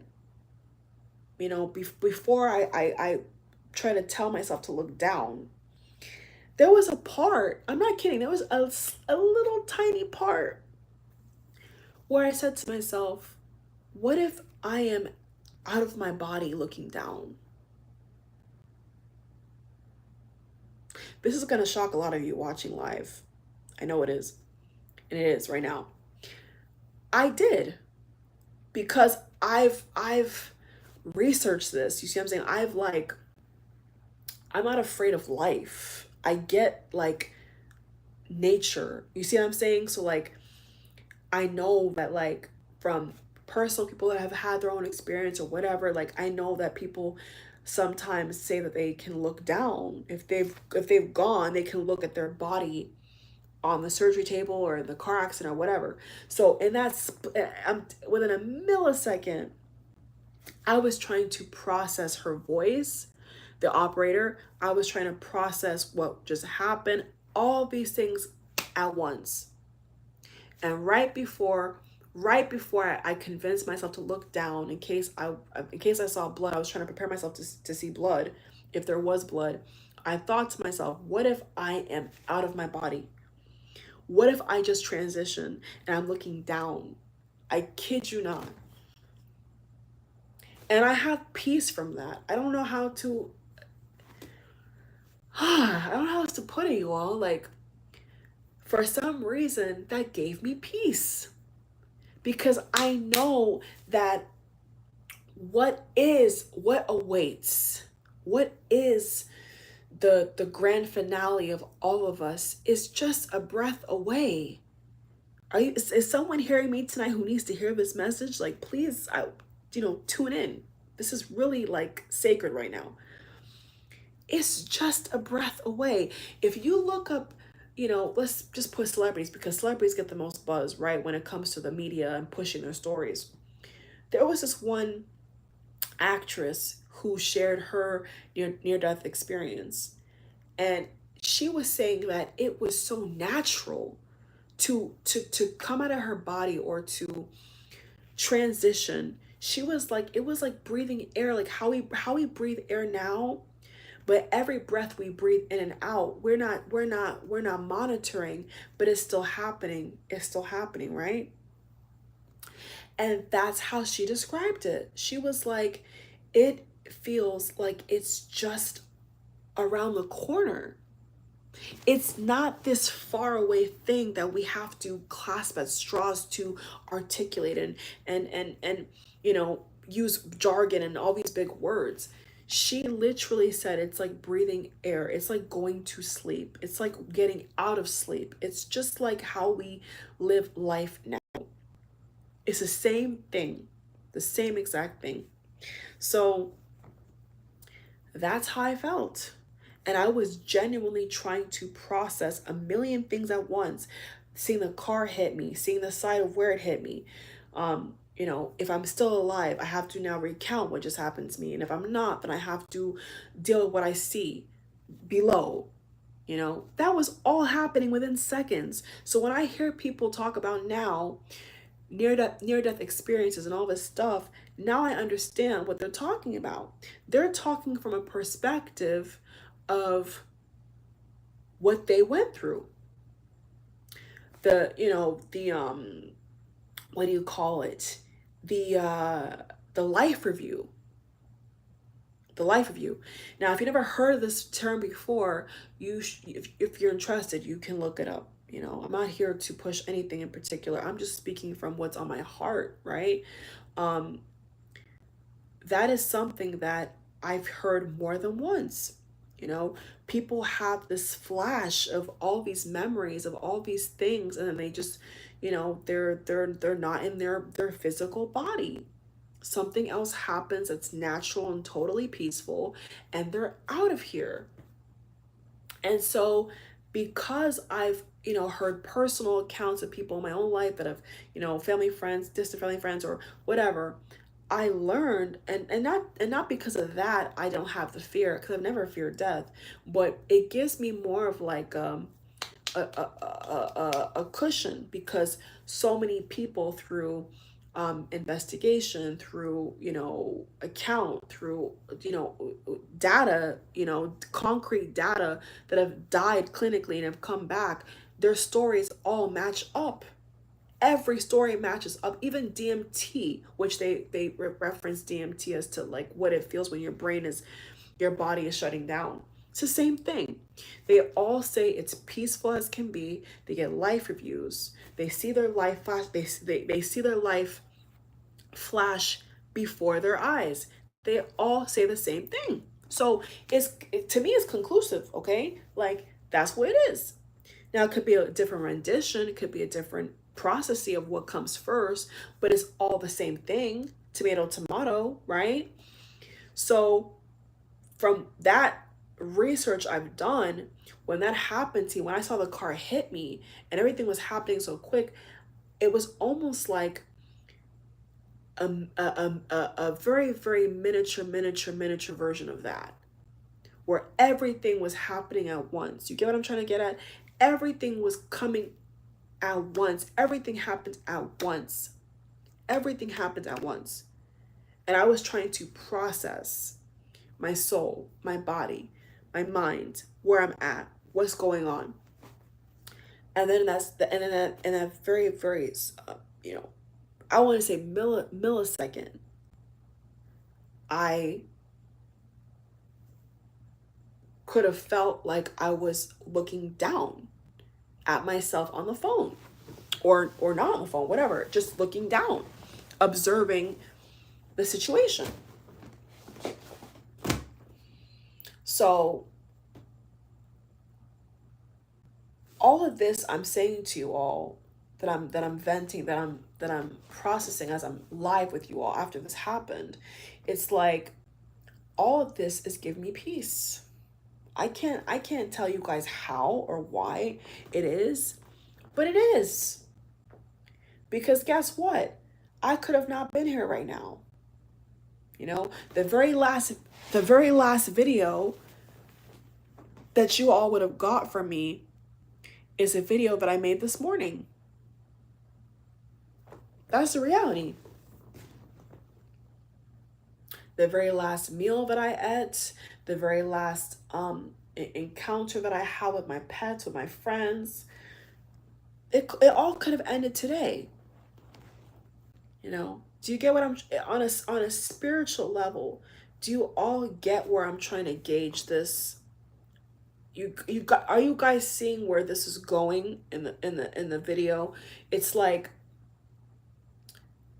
it gave me peace.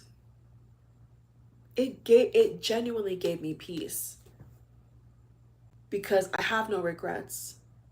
I've challenged myself. I've pushed myself. I've loved hard. I've loved when I didn't have to love. I've forgiven people that I didn't want to forgive. And I lived a full life. I lived a full life.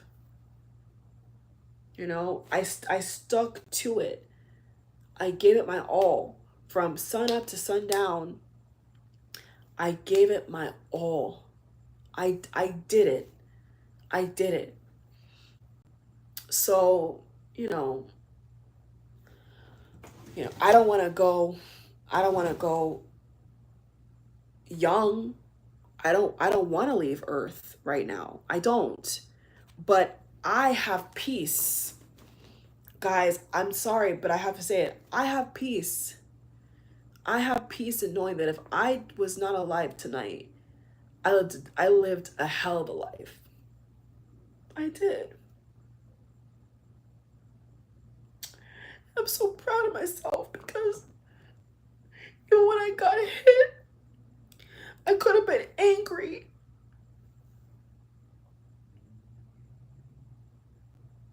And even in that moment, I could have chosen to be negative. I could have chosen to be hateful. And if that was my last emotion on earth, I would have not wanted it to be an emotion of I'm angry at the person who did this to me. You know? And weirdly enough, now that I'm thinking about it, oh God, this is so crazy. One of my best friends who texted me when I called the police, her father died at the hands of a drunk driver. No bullshit. No bullshit. And when I saw her text message, and I was trying to get my bearing, I said to myself, oh God, I hope I'm not another one of the people she's gonna lose, But like, how did they feel? How did those people feel that saw their life flash and their life was taken by a drunk driver? Like, that's hard, y'all. That's hard. But when you're conscious that maybe you're gonna go or that you're hurt, at least for me, my emotion at that moment was I don't want to project that negativity. I didn't know if I was okay. When she asked me, am I okay? Am I injured? Am I hurt? I didn't know what to answer. I was scared. I was very scared. So even it's like our brains are so amazing, y'all. Like the way that God designed us is so incredible because even in that height of intensity, somehow while all these things I'm processing at once, I remember feeling like just I don't even know where the thought came from, but I remember saying to myself, like, if I am hurt or if my legs are stuck under the car, I don't want to put my last emotion out in the universe as a negative one. Now, where would I get that from? I don't know. This is all built in us.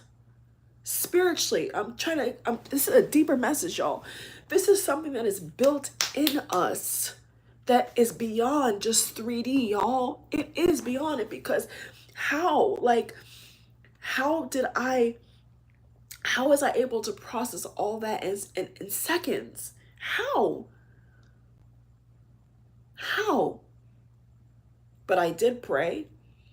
I was praying all night. I had no reason to pray all night, but I just felt led to pray. And if there is a heaven, I would go there. Of course I would go there.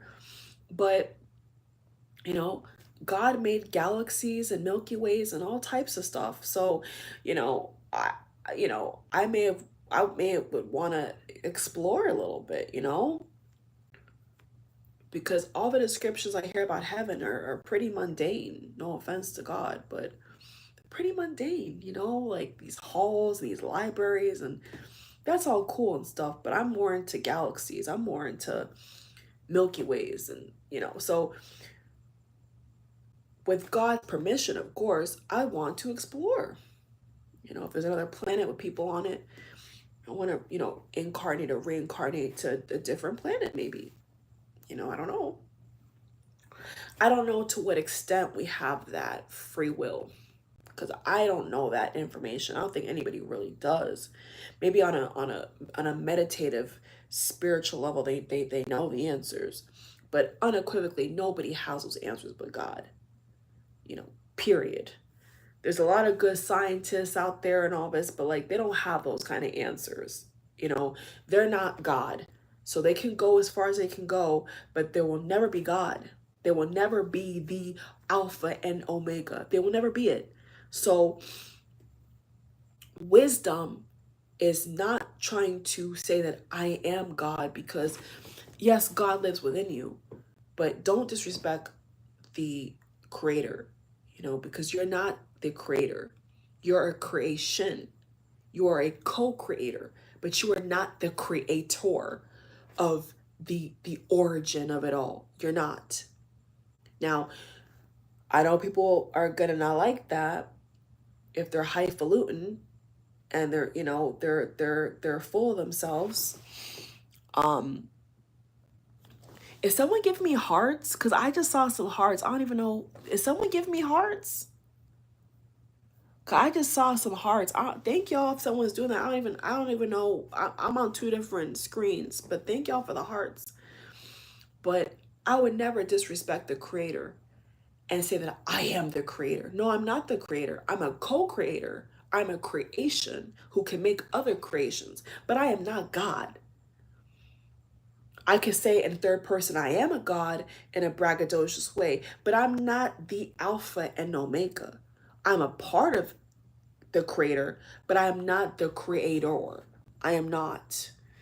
And, the beginning of wisdom is you have to have reverence.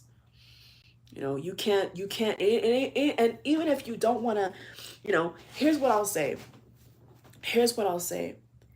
Even if you don't want to believe in heaven, or you don't believe in heaven, why test the water, right? Why dismiss it and then you end up in hell?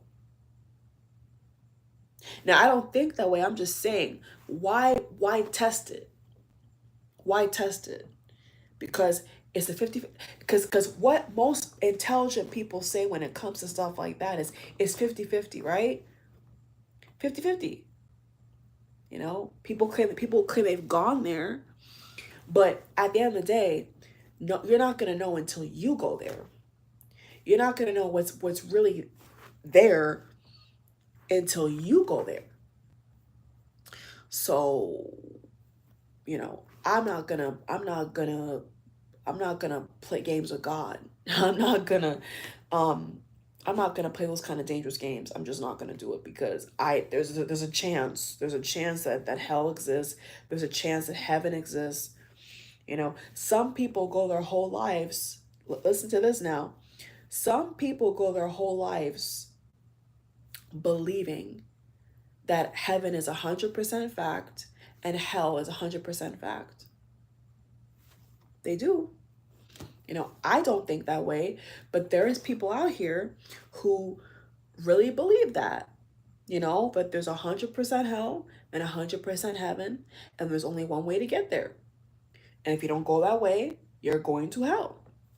People think that. People live that. People believe that. You know what I'm saying? So to me, be smart about it. If you have more questions about, if there is anything on the other side or where we all come from, whatever, you don't close that door all the way. Because if you are before God, or you are judgment or whatever, and you have nothing to show and you don't even respect God, well, you're definitely not going to get up there. You know, that's kind of a no-brainer. If you follow that belief, you're not going to get into heaven because you reject him. You rejected him. You rejected it, the Omega, the Alpha Omega. You have turned your back. You know, in the Bible it says, um, there's a scripture that talks about, you know, I never knew you. I will tell you, I never knew you. That's in the Bible. So if you go by the Bible, if you don't accept Jesus, if you don't believe in God, you're not going to heaven. And if you're going to heaven, you're not getting into the upper echelon of heaven. You're on the outskirts where the gates are, you know. That, I mean, it sounds funny, you all, but people actually believe this, okay? People have claimed that they've seen it, and they've seen people outside of heaven learning about God, trying to get in. I'm not telling you if it's real or not. I'm just telling you that, you know, I don't test it. I'm not going to test it. Like, I'm not going to test it. You know what I'm saying? Like, I will believe what I have to believe to, you know, get past the gates of hell if it exists. I'll put it that way. I'm not going to, you know, completely turn my back and say, oh, well, that's hogwash, because it's a possibility. It is still a possibility that very hell does exist. You know what I'm saying? And people got big balls if they can, you know, spit in the face of God and say, doesn't exist, nothing's there. Okay. Well, I hope that when it's your time, you don't go to hell. You know, I'm not being funny, I'm being legit. Like, I hope not, because there is people who, you know, are into really, you know, really dark stuff. You know, I've come from a very, very dark way of living, and they've gone to hell and they've come back. You know, this one Caucasian producer and rapper, I think he was on TBN or was he on the 700 Club, and I didn't want to listen to him, but I felt led to listen to him, and he said he saw demons. He said he saw, you know, the what we call, what, the Grim Reaper, but not the actual Grim Reaper. But he said he saw a version of Grim Reaper, and he was explaining how his soul got sucked out, and he was on drugs. He was a drug addict, by the way. He was in a very dark life, very very dark life, and he went to hell. So, hey, you know, there's two sides to that coin. You know, some say they go to heaven, some say they go to hell. You know, I don't know, but I ain't taking my chances. You know, I ain't taking my chances. You know, I was raised a certain way. I believe in a God, the creator, and, you know, I have respect for God. I do. You know, I do. And you know, life is better with him, not he or she. I'm saying the essence of what I'm referring to. Life is better with God than without God. That's a no-brainer. Okay. So, you know, in my moments of complexity in life, and the you know, ultimate betrayal, you know, I've been betrayed like you wouldn't believe. And in those, what I call hill and valley moments in my life, I call upon God. I've called upon God. And I don't want to offend anybody with the pronouns. I'm not gonna get politically correct, but he, God, has never let me down, ever, ever. And that's a fact, you know. And there's been some things I've shared with you all that you have seen or have the privilege to see, and there's some things maybe you guys didn't see because you're a new subscriber or whatever, and you're just, you know, looking at different channels, whatever the case may be. But, you know, there has been betrays in my life, and such pain in my life, that I thought I would never recover from, that I would never have the grips to forgive certain people in my life. There's been so many times in my life where I thought, I cannot forgive, you know, I cannot, um, I cannot, I cannot get past what this person did to me. And maybe you're someone watching right now where you can't get past what happened to you, whatever that thing is, right? And you have to give it to God. That's the best way I can put it. You have to give it to a power higher than you, because you don't sit at the center of the earth, right? You don't have the whole galaxy in your hand. You don't. Only God does. Um, Metaphor, of course, but you get what I'm trying to say. So as a quick testimony, there's been times in my life where I swore that I would never get out of certain things. I would never forgive a certain person. I would never heal. I would never, even love again. I would never accept anybody's, nothing, nothing. And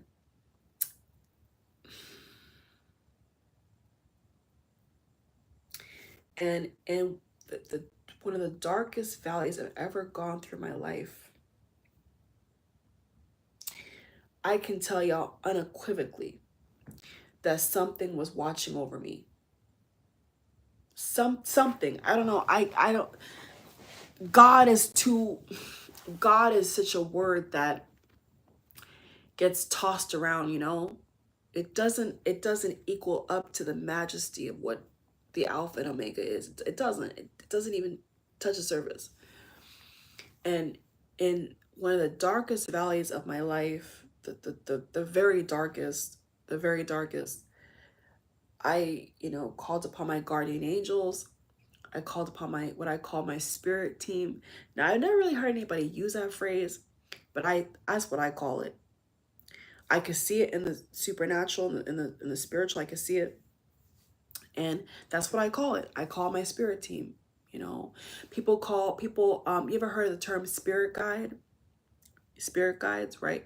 So when I say spirit team, that's another word for spirit guide. Okay, just to clarify that. So, there was that time when, it was an ongoing, well, one of the times, there's been many, but one of the many times where it was an ongoing situation. I didn't know what was going to happen next. I was heartbroken. I was in pain. I was betrayed. I was abandoned. I was scared out of my mind, for a brief moment. But as the Bible says, I had a peace that passed all understanding. And those of you watching, or replay watchers, or especially live viewers, if you've never had that kind of peace, I really hope that before you croak one day and before you transition one day, that you will have that experience, because nobody can nobody can take that from you. When you know the Alpha and Omega for yourself, right? Nobody can take that from you. When you know, for lack of a better term, when you know God for yourself, right? No one can tell you that that's not what it is, because it's a personal relationship, right? So that's just one of the experiences. I can share many. But that is just one experience I've had in my life that I did share with you all on YouTube. Maybe you didn't know it, but I did share it. And it was such a hard time. It was a heartbreak I've never had. It wasn't romantic, by the way. It wasn't romantic. It was something else. So I don't any ideas. It wasn't romantic. Just for the record, it wasn't romantic. It was something else. But it was a betrayal. It was a pain that I've never had in my life. It was awful. And I can honestly say, for such a long time, that I wanted to panic. I wanted to be in fear. I wanted to worry. But I didn't. It was a peace that passed all understanding. It was just something that I cannot put into words. I felt angels around me. I did. I felt angels around me. I knew that they were there. I could feel their presence, their loving energy. And what I went through, nobody could tell, really. Like, nobody would have known that I was literally abandoned. And to be very honest with you all, there was not a single second that I was worried. And to this day, when I get glimpses of what happened to me and what I went through and how I survived, for one, I survived it and was able to eat and breathe and walk and talk and run. That was also an experience in my life where I felt like God was revealed to me on a deeper level, because I was not in fear, and everything in my reality, everything around me, I should have been in panic mode. You hear me? I should have been distraught. Yes, there was some legal stuff involved, yeah. And I should have been like really suicidal. I'm just gonna be honest, in that situation, anybody differently would have killed themselves. I'm not mincing words. It was that bad. It was like my heart was breaking. I could have been so helpless. But because I was innocent, and because I knew that if God is for me, who is against me? I stayed true to myself. I was honest. I wasn't haughty. I wasn't egotistical. When I needed someone to talk to, when I needed help emotionally, or just someone to, converse with, my family, other family, I did. I didn't get into my pride of, I'm going to handle this all by myself. No one can tell me what to do. No, I humbled myself. I humbled myself quick. And besides that, I just trusted God. What else can I say? I trusted God. And to everybody else in my life looking in, they could have thought that I was high. I don't do drugs. I don't smoke, nothing. No, not even cigarette. They could have thought that I was on a loony bin because I was so happy. I was so unaffected. But see, when you trust God and you know God on a personal level, nothing in this reality can get you down for long. Nothing. Not sickness, not betrayal, not pain, not heartache, not financial loss. Not when I say nothing, there's a phrase a lot of Christian singers uses: nothing can separate us from the love of God. That is a fact. That is a fact. Nothing can separate God's creation from the love of God. God loves everyone, period. And any other message in regards to the universe or God or whatever, they're missing the mark, because God is love. God is peace. God is comfort. So I remember when everything in my reality, and when I say everything, I mean everything in my reality was telling me, freak out. This is it for you. You're going to either kill yourself or you're going to get killed. You're going to die. This is it. Like, you really screwed up this time. You really got yourself in a bad situation now. Like, everything in my reality was saying to me, you're not going to make it. Either you're going to get so depressed, you're going to kill yourself, or you're going to get hit by a truck, who knows? But it was such a low valley that to the outside looking in, it's completely helpless. It's hopeless. It's hogwash. There's no hope. There's no hope. And still, somehow, I can't explain, I made it. I was innocent. I made it. I was alive. I didn't go one day hungry. I didn't go one day without a bed, a nice bed to sleep in. God had my back. God had my back. And without sounding completely crazy, it was such a beautiful experience. It was such a beautiful experience because I got to see the God that people talk about. You know, the wonder working, the miracles, all this woo woo. I got to experience God for myself. And from that moment, nothing could ever, that love that's in me, that's on me, all around me, can never depart me. It will never depart me. And that's the benefit of when you do believe in God. Now, I can't speak to those who don't because they're not going to experience that. When they're having a hard time, they're going to turn to what they turn to, right? And that's fine. But I'm just speaking on what I feel to speak on, what I feel convicted to speak on, you know? And I'll put it in this term, all the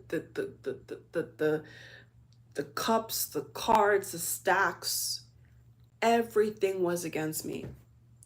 Everything, financially, legally, everything.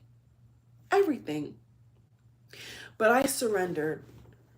I became humble and soft. And I don't even think that I really did audible prayers. Like now, because I know the spiritual warfare we're all going through, the people are going through, now my prayer life is being strengthened, is being, you know, really like Teflon, you know.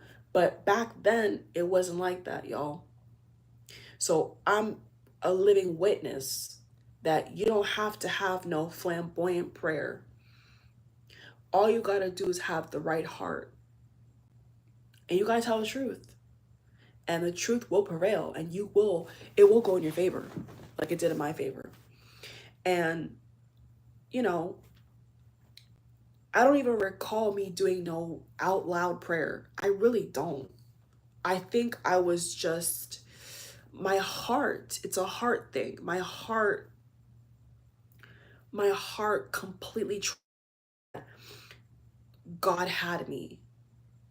I just knew that I knew that God was going to part the Red Sea, if you will. Let's not get too biblical now because, you know, I'm not going to go to church. But I knew that I knew. My own father, I'll put it this way, my own father was terrified for me.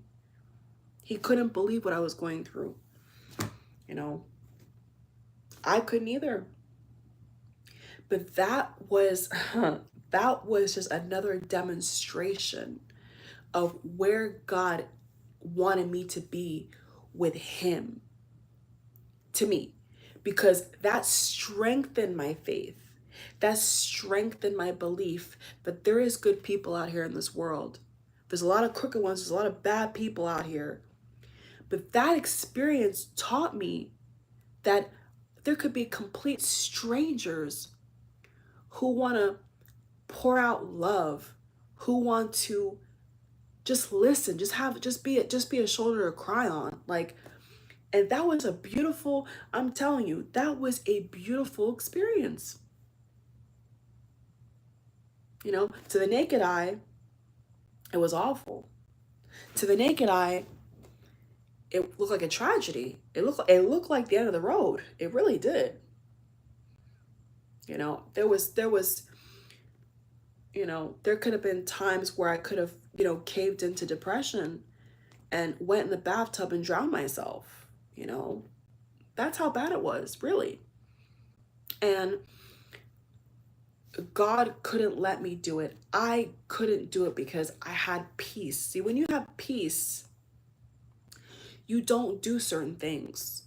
You don't think a certain way. That's why I was telling you all this morning that no matter what is going on or what negative talk you're feeding yourself, you cannot come from a place of hate, because it will always backfire on you. Always.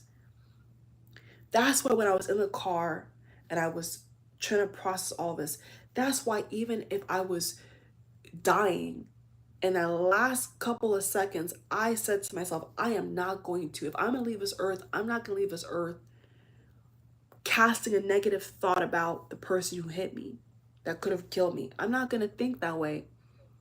That was literally what I told myself, because I've had experiences where I have been betrayed, where I've been hurt, where I've been, you know, people have physically assaulted me, literally, guys.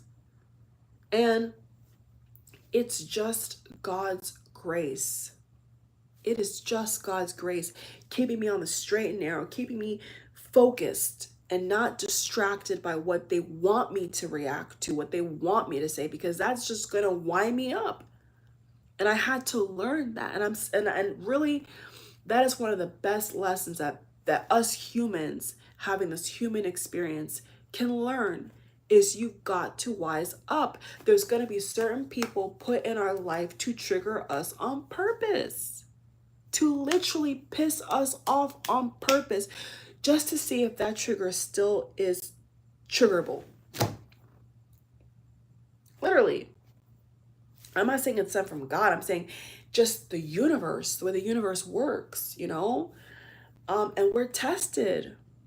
We are all tested. We're tested, guys. We're in a test. We're in a game. We're tested. So I'm telling you what I've lived, and I'm still living to this, to tonight. I have been in that valley. I've been in those moments in my life where it looked like no hope at all. I'm talking about no real financial standing, no nothing, nobody. And still, I came out unscathed, untouched, even better, fed, belly full, nice warm bed. How can I explain that without God? I can't. I can't explain that without God. You know, you could say coincidence, you could say luck. I do believe in luck. I will say that. But that's not just luck, that's God. That's, you want to say your ancestors or your spirit team or your guardian angels, whatever. Could be a combination, you know, looking out for you. But without a prayer life, without a spiritual walk, see, you don't have that protection. You know, you don't have to subscribe or believe in a religion. But I can say unequivocally, you gotta have some kind of dialogue with something higher than yourself, whether or your higher self, if you want to say that, whatever, you know, like you've got to have something going on, because if not, you are just open season. You're like a walking target, man. You're like a walking target out here in these demonic streets. You know, you're like a walking target if you don't have nothing, like nothing that you do, that you practice. Like that is just a disaster waiting to happen. You know what I'm saying? And so I would even go as far as to say that tonight, because of my prayers plural, I'm unscathed. I'm unscathed again. You know, it could have went the other way. I'm telling you. But you know, it's a personal choice. It's a personal journey. It's a personal experience. But you know, you take a sip. I gotta pee soon. I gotta go. Oh, this water got me wanting to use the loo. But I'm just saying, like,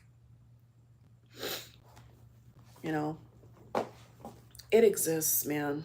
It exists. It does. And um you got to be in tune, because spiritual warfare is real. It is real, guys. And it's taking people out one by one by one. How many celebrities you see out here taking their own life, overdose? They got all the people that want to rub up on them, want to date them. They got all the money, all the cars, all the fame, and they're dead. What does that tell you? But that's not what life is about. It's a part of life, it's a part of how you can live life, but that is not why people are on this planet. It's not. So, you know, I just felt like to share with you all. And obviously, it's clear to me. It's clear to me there's obviously higher forces working, because if that did not happen tonight, I would have not made this video. You get it? So when I say that everything happens for a reason, I mean it. I mean it. May not be a big reason, may not be a reason you understand, but it is still a reason nevertheless. It is. And that's what I know. That's what I know. You know what I'm saying? So there's gotta be, and there was a very wise person I was listening to the other day. Don't remember which speaker. I was listening to somebody, and they said when you live life, I think it was a pastor. I'm not gonna say his name. I know who it is. I know who said it. He was saying how in life there's gotta be some things you just know unequivocally.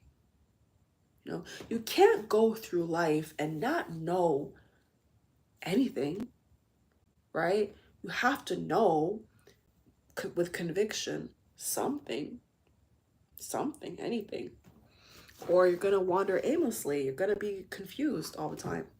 So what do I know? I know that I have a spirit team. I know that I have I have a God that loves me, that has protected me from a lot of evil shit, a lot. And what I know is that if you are humble enough and open enough, that you will receive what you're asking for, whether it's a lottery, whether it's a spouse, whether it's a baby, whether it's a job. I know that there is something listening to us, because I've seen it in my life. I've seen it in my subscribers' lives. Like, you beautiful people watch me. I've seen the fruit. I've seen it. I have tasted and seen. And, it is a personal experience. You know what I'm saying? It's just a personal experience. And people have to have their own journey. So, for example, the people out here that say that there's no God, there is no God, well, that's their experience. And so who am I or anybody to say that that's not valid? You see what I'm saying? If someone has gone through painful enough things in their life to say that God is not for me and I don't believe in God, well, I respect that, because that is the case in their reality. In their reality, in their paradigm, in their life, they don't have proof of God. And until God shows up for them, how can they believe? That's only fair. If they have prayed, I'll put it this way: if someone has prayed for their dying mother, or they have no money, and they're saying, God, please, I need money, or I need a job, or whatever, and they've never got it, well, that's what they believe. They believe, and they have not seen the manifestation. So of course they say, oh, there's no good in the world, there's no God. That's their experience. So what entity, what being, what omnipotent being chooses who does what and who gets what? Who decides that? God.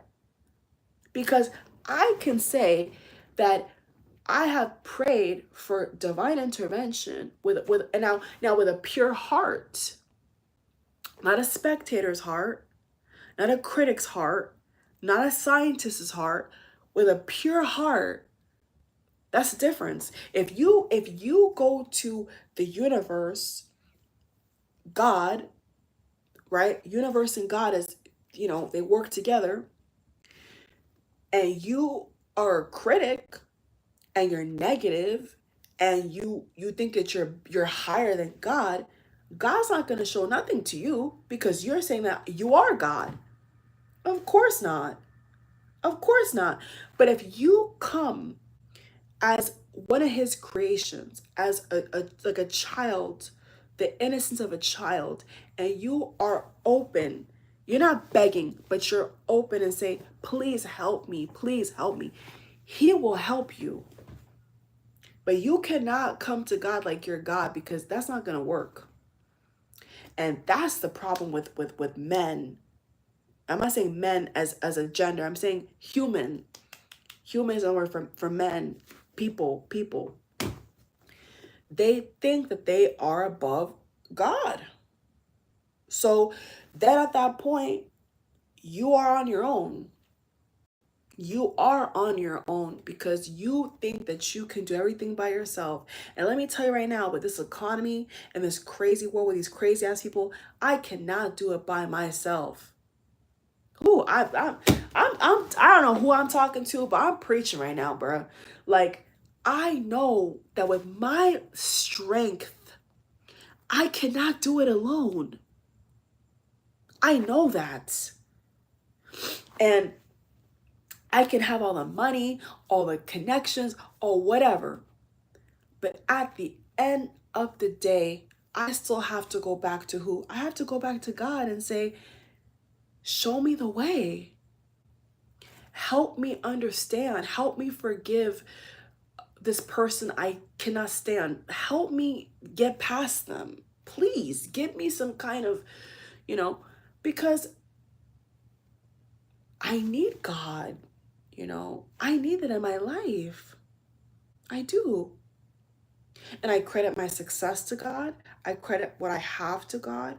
I credit all of the privileges I've had, having a roof over my head, having parents who work, parents who, care for me to the best of their ability. I'm not gonna just overlook that when people out here don't even have parents. I have friends who don't even have parents, and I've had to fight for everything because they have no support. So blessings like that, whether big or small, you cannot say it's just by chance. It's just how? Like, where is the humbleness? Where is the sacred energy? Where is the reverence? Where is it? And America as a whole has turned their back on God, because now the dollar is God. Now the American society has collectively said, consciously and subconsciously, money is our God. This wallet over here, this money we put in this wallet, yeah, this is God. This is what I care about. And this is why our country is continuing to fall, because the companies and the people in power are putting the almighty dollar over God's principles, God's love, and what is right. They're putting money over everything. It's obvious they are, That's what I see. So I don't know who this is for. I couldn't tell you how I got from that to this, but it's for a reason. Clearly it's for a reason. And, I don't know if y'all realized it, But when I was talking about certain topics, I was looking at the camera, and my skin was like glowing. I don't know if anybody realized that. So I was like, what is that? But yeah, man, like, you know, at the end of the day, I go to God, period. Because we are not, us people, us fickle people, us strong people, we are not the end all be end all. We're not.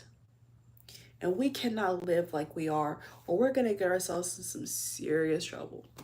As a country, as a community, as a collective, we're going to be down a wrong path. I'm telling you right now.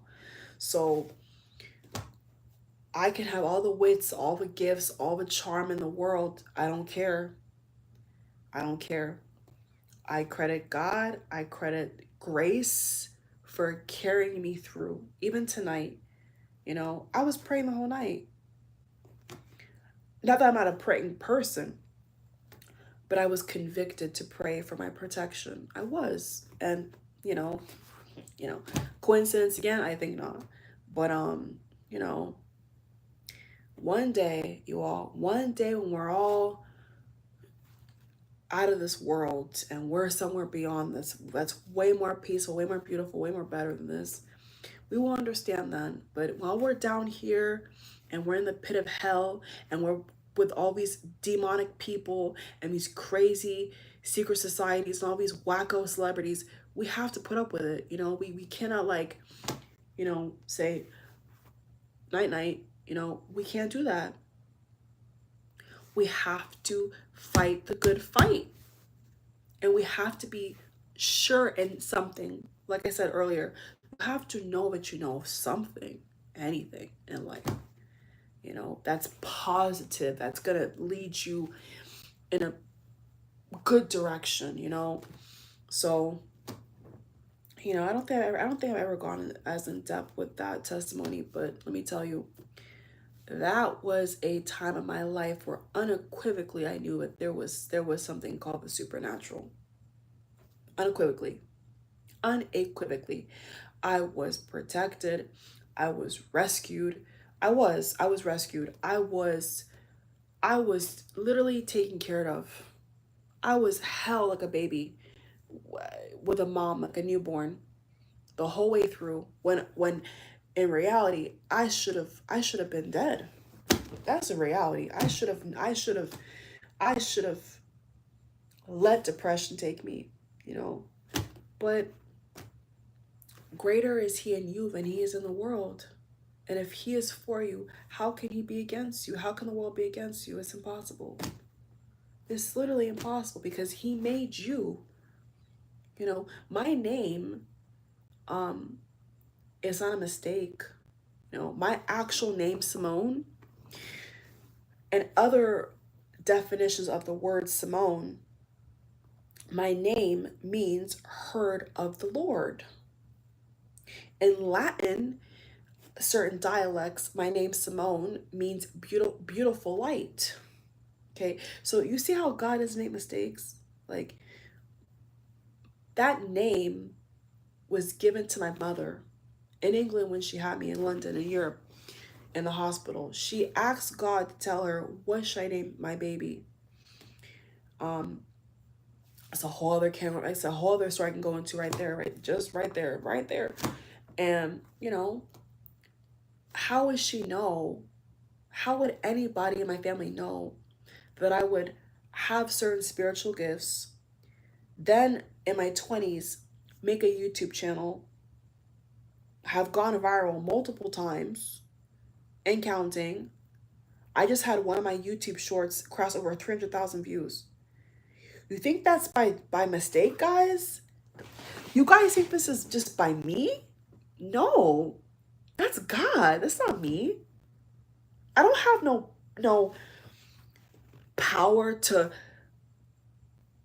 that I know of to pull 300,000 viewers to myself. Me? No, no way, no way, guys. I'm telling you, there's no way. So I want to laugh because it sounds kind of like, but like come across in a different way, but I'm laughing because it's not possible. It's not possible, guys. It's God and God alone blessing my hands, blessing my voice, blessing my mind. It's not me. I'm telling you, it's not me. I've only seen, I think, only one other card reader that has said that. I can tell you who it is. I'm not going to. There was when I was early on my channel, there was one YouTuber that I remember was crediting God, and I was very happy with that because it's true. And he's been prospering ever. It's a guy. He's been prospering ever since.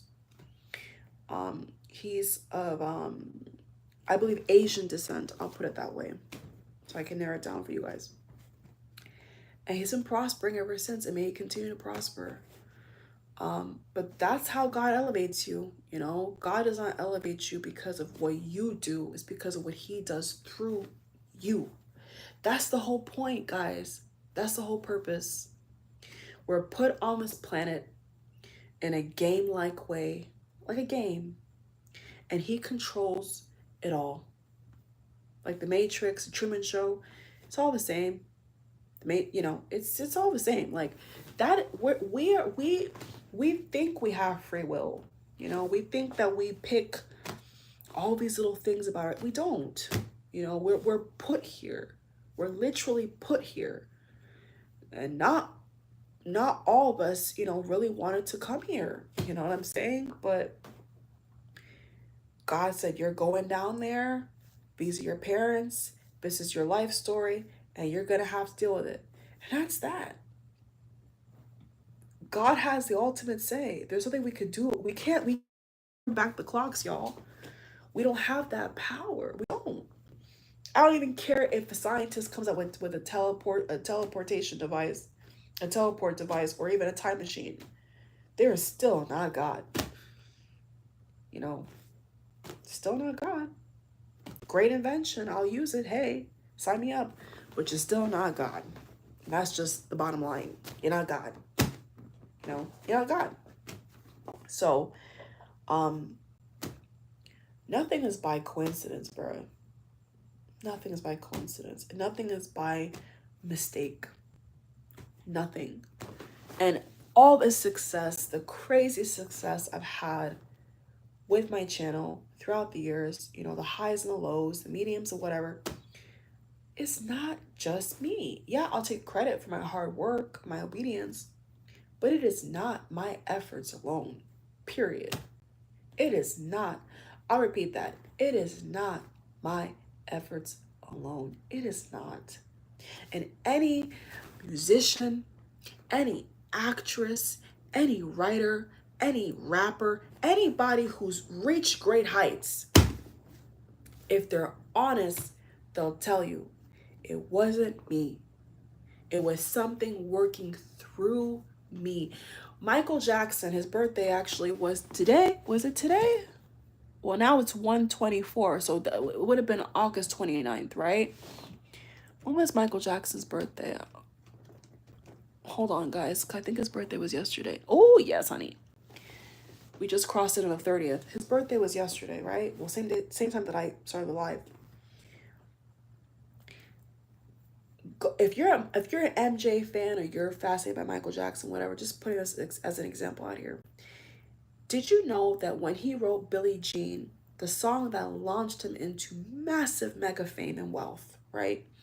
He made this, he claimed that he was driving his, listen to this, Michael Jackson, MJ, the king of pop, he claimed that he was driving his car down some sprucey road in California, and he just heard the rhythm.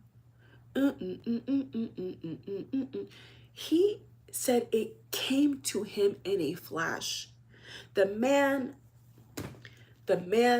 never picked up an instrument. He never went to the studio. He was asking the universe, give me, he said that he put out the request to the universe, aka God, working through the universe, that he wanted to make a #1 hit that was catchy and had a good beat. That was the only 3 things that Michael Jackson said in his car alone, driving down some beautiful, long, winding road in California. He said to the universe, I want to, look it up. He has an interview. I want to hit, I want a catchy beat, and I wanted to, he said catchy beat, #1 hit, and I forgot the other thing, but that's basically what he said. And he just let it, then he let it go, right? Manifestation, law of attraction, law of assumption. He let it go. Carried on business as usual, you know, had dinner. He likes Mexican food. Allegedly, he liked Mexican food. Got himself some Mexican food, yada, yada, yada, yada. And what?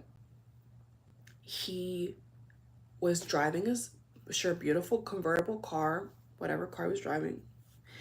And I think he said it was an open top convertible, from what I remember from the interview. And all of a sudden, do, do, do, do, do, do. And then he was hearing different instruments that he couldn't even name. Wrote it down, whatever the hell he did. Took it to the studio. And Billie Jean is one of the, listen, the most iconic songs in history. Now, where did Michael Jackson get that hook, that beat, that catchiness? Where did he get it from? You know what Michael Jackson said? Above. God. That's what he said. Drop the wallet, drop the mic. That is what the Michael Jackson, happy birthday to him, wherever he is and resides by God's grace. Happy birthday, MJ. That is what he said. The guy who interviewed him said, where did you get that from? How did you come up with that? And basically, in a roundabout way, to not freak the guy out, he said, well, I didn't. It came from above. AKA God. AKA the universe. It came from a source that is beyond me. Beyond my ability. That's the word I'm looking for, ability. That's what he said. And I'm not kidding y'all, I got goosebumps. When I heard him say that, I said, oh my God, this guy's a genius. He's a genius because he gets it. Michael Jackson, whatever you think about him, I'm just using him as an example. Okay, keep the comments clean when it's post a video, please. Because it's his birthday, and not everybody believes that he was innocent, right? So I have to, you know, well, he was found not guilty. He was found innocent, so whatever. You know, whatever. But he understood the creative process like I've seen no other, really. He gets it. He got it. And that's why to this day, he is and will forever be the best of the best of the best of the best of the best. You can't put music out of Michael Jackson. You cannot assimilate the greats, the icons, the legends without Michael Jackson. It is impossible. It is literally, even if somebody hated his guts, you have to accept the fact, right? People have to acknowledge, not accept, acknowledge the fact that Thriller, Billie Jean, all these type of songs are iconic. And nobody to this day can even top the majesty of that piece of work. It cannot be touched. The Weeknd can't touch it. Ariana Grande can't touch it. Mariah Carey can't touch it. It is in a lane of its own, unequivocally, bruh. It really is. Why do you think so many artists look up to him? Even people in Korea, South Korea, K-pop, they dress like Michael Jackson. I see it all the time. And the man is long gone, you know, long gone. I think they said he would have been 65 yesterday. When I was 1 o'clock in the morning, but he would have been 65 today. I'll say today for the purpose of the video. You know, like, how do you explain that? And all the while, the media and the hysteria And the pop culture is putting a laser beam on his footwork, his skin color, his skin condition, the allegations, and all the while, guess who Michael Jackson's putting a spotlight on? God. God. The whole time, all they want to talk about is, you know, the number ones, the concerts, the people, the fans, you know, fainting, right? Falling out because he's standing there with his sunglasses, with his glass and his shiny suit. And people are dropping like flies. What artist does that today? None. There's not one artist that does that today. Not one. Not even close to what Michael Jackson was pulling back in the day, right? So if you study the greats, you will find this truth. I'm telling you, you'll find it. Mike Tyson, Michael Jackson, Michael Jordan, you name it. Whitney Houston, you name it. At some point, they all turn back to who? God. And they're wise to do so as well. They're wise to do so. So, you know, and people don't even know that. They don't even know that, like, all the while, Michael never really credited himself. You know, right? He credited his manifestation. He credited God. He credited his creative process, which means download. A creative process is another lingo for download. You're receiving information. You're receiving ideas. That's all it is. AKA creative process. Creative process. Same thing. Same thing. But if we don't investigate and go deep and think about things on a deeper, grander level, we would have never got there. You know, if I was not interested in how the man actually made the music, and I just was fangirling over him, I would have never have known that, you know. But it's important to see who these people credit, you know, what they credit and who they credit, because not everybody walks in that light, walks in that truth, you know. They manipulate, they use other things to get the success. It's true. So, you know, even the great late Michael Jackson, the king of pop forevermore, he said that he got the beat in his head. There was no lyrics beforehand. There was nothing like that was drawn out. It was completely a download. It was a download. It's a download. It wasn't his own genius. He was working with God, like he said, to create, to evoke emotion that would heal, that would lift spirits, that would make somebody feel happy. That's what he said. That is what he said. So on that note, I gotta really pee, you all. I really have to pee. I think I said a mouthful. I think the video is maybe 2 hours. It's 2 hours. It's definitely it's probably a 2-hour video. And once again, this has been one of the best videos I've ever made in my life. Easily. I've touched upon so many in the zone, if you all couldn't tell. No script, nothing pre-planned. Just talking to you all from my heart, like usual. And it's been a pleasure and an honor. So I really hope that you all have gained something from this video. I hope something. Maybe make you think more about, you know, the afterlife. Maybe make you think more about the creative process. Maybe make you think more about the sad times in your life and the lessons behind it, or the wisdom that, you know, the occurrence or event was trying to teach you. And now you're more equipped and you're stronger to live again, to enjoy life, because, you know, it's an adventure. It's a game. It's a never-ending, you know, song and dance, literally. And we have to see the bigger picture. So I'm grateful for tonight. I'm not happy about my car.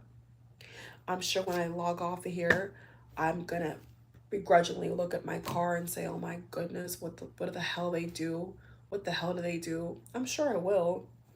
But now, talking with you all and venting and being in this like free flowing energy of just sharing information, that feels really good for me. It feels very natural for me to do that. That's why I do it.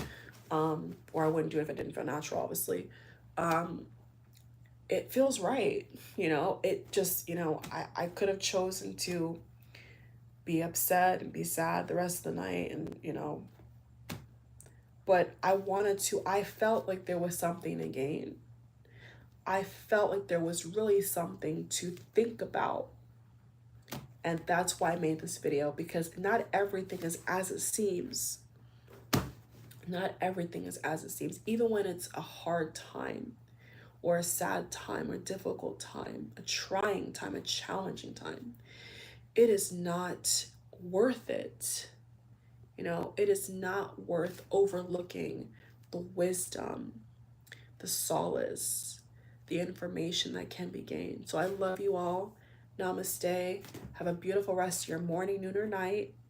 And I really hope this video is one that you guys can save. If you don't have a playlist, make a playlist. I have on my personal YouTube account, I have a bunch of manifestation playlists. I have a bunch of playlists of different categories: music, health, fitness, manifestation, and videos I enjoy, I add to the playlist. So just for anybody out here who maybe you want to go back to the beginning, you missed some things in the live stream, save it. Don't just put it in your notes app or thumbs up. Don't just stop there. Put it in a playlist. Save the video, you know what I'm saying, so that you can always have it to reflect upon. And that's what it's for. That's what it's all about. We have to find the good in every pit, in every valley, every hill, every storm. That is our duty to each other as people. We have to spread that silver lining. We have to. And there's been countless videos that I've seen, that I've watched when I've had a trying day or trying time, that have lifted me up out of a really dark place. And so I really hope that for all of you, that there is something that you could hook onto and put in the back of your mind when you're having a hard day, when you had an unfair experience, you had a betrayal, you had an accident like I did, which wasn't my fault. Someone hit me, and you just keep calm and carry on, and you try to find that silver lining. So that's what I'm doing. That's what I'm encouraging you to do, is to find that silver. I don't even care if you have 25 cents in your bank account. You got to believe. You got to believe that something is going to happen for you. And don't you dare let anybody get in your way and try to tell you that you're not going to get what you want in this life, because you absolutely are. You absolutely are. As long as you don't give up, as long as you hold and fasten on to God, you'll be okay. And there's been times in my life where I've had really just mere strangers say to me, you're going to be fine. You're going to be fine. You're going to be fine. You're going to be fine. And to be honest with you, don't always believe them. That happened to me recently, not just today. It was recent, a couple days ago. Like, oh, you're going to be great. You'll be fine. And it's like, yeah, really? You think so? Like, yeah. Are you going to receive that? Are you going to believe that? Or are you going to flip it off and say, oh, please, please? It's up to you. I could have chosen many times to just chuck it up, deuces, don't mean squat, not going to mean squat. But I chose, and I keep choosing to listen to the right voice. And that's what I want to embark and impart with all of you. You know, no matter how hard things look, there is a silver lining. Let's say you don't have anywhere to live, but you have a car. Okay, let's say you don't have a car, but you're in a shelter. Okay, let's say you don't have a shelter, but you have a relative that you could sleep on the couch with. There's always something. There's always something. Okay, the worst case scenario, you don't have any couch to sleep on, but you have a couple dollars for a hot meal, for a burger, for a drink. You know, you're surviving, aren't you? You know, it can, listen, it can be like that. It can be like that. It can be like that. I had an encounter with a homeless, a temporary homeless lady, top of the year. You know, I share that on my channel as well. When I did a video about the actors strike going on, you know, and that was a real story. That wasn't entertainment. That was, all my stories are legit stories, guys. By the way, just if you're wondering. And I couldn't tell that she was homeless. I couldn't tell. I couldn't tell. But the kind, you know, once and not lying, the kind words that I imparted to her touched her so deeply that she took me aside and chose to tell me her secret, which was that she was homeless. And I said to her, "You gotta be kidding." She was homeless, guys. She walked me to her car, showed me the bed she made, you know, and of course there could have been some decisions that, you know, maybe she made, but we have to impart grace. We can't judge people, guys. So, you know, I didn't judge her. I just listened to her, you know, and cry with her, pray with her, you know, gave her some money, you know what I'm saying? Did what I could. The resources that I, you know, certain shelters that I through colleagues of different family members that work in different industries, I was able to give her some phone numbers to you know, progress her situation in a better direction. But, and I believe that it's better because now she was gonna go back to Georgia anyway. But what I'm saying is that there's always a silver lining, guys. Even homelessness, even when you're down to your last couple of dollars, man, like, you've got to look for the beauty in knowing that things are going to get better for you. You have to cling to that. You have to grip to that. You have to steadfast hold on to that. You can't let the 3D convince you that you're not going to be saved, that you're not going to get help, that you're not going to make it. You can't let it win. The ego, not the 3D, not the naysayers, not the person you betrayed, you're not your ex. You can't let those voices win.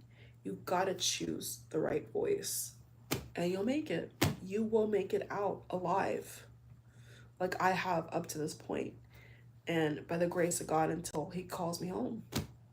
Simple, just like that. So I love you all again. Have a safe rest of your day. And please, you know, pray. You know, if you're not a praying person, okay, well, send a thank you note of gratitude tonight. You know, if you're watching live, you have no excuse. You don't have to pray if you're not spirit, you're not, you know, like that. But say thank you. You know, why don't we all just say right now, thank you. Just like that. Thank you. Thank you for what I do have. Thank you for what I will have. Thank you for those who support me. Thank you for those who love me. Thank you for the air in my lungs. Thank you for my eyes that can see, because not everybody can see. Some people are blind. So if you say, Simone, I have nothing to be grateful for. That's a lie.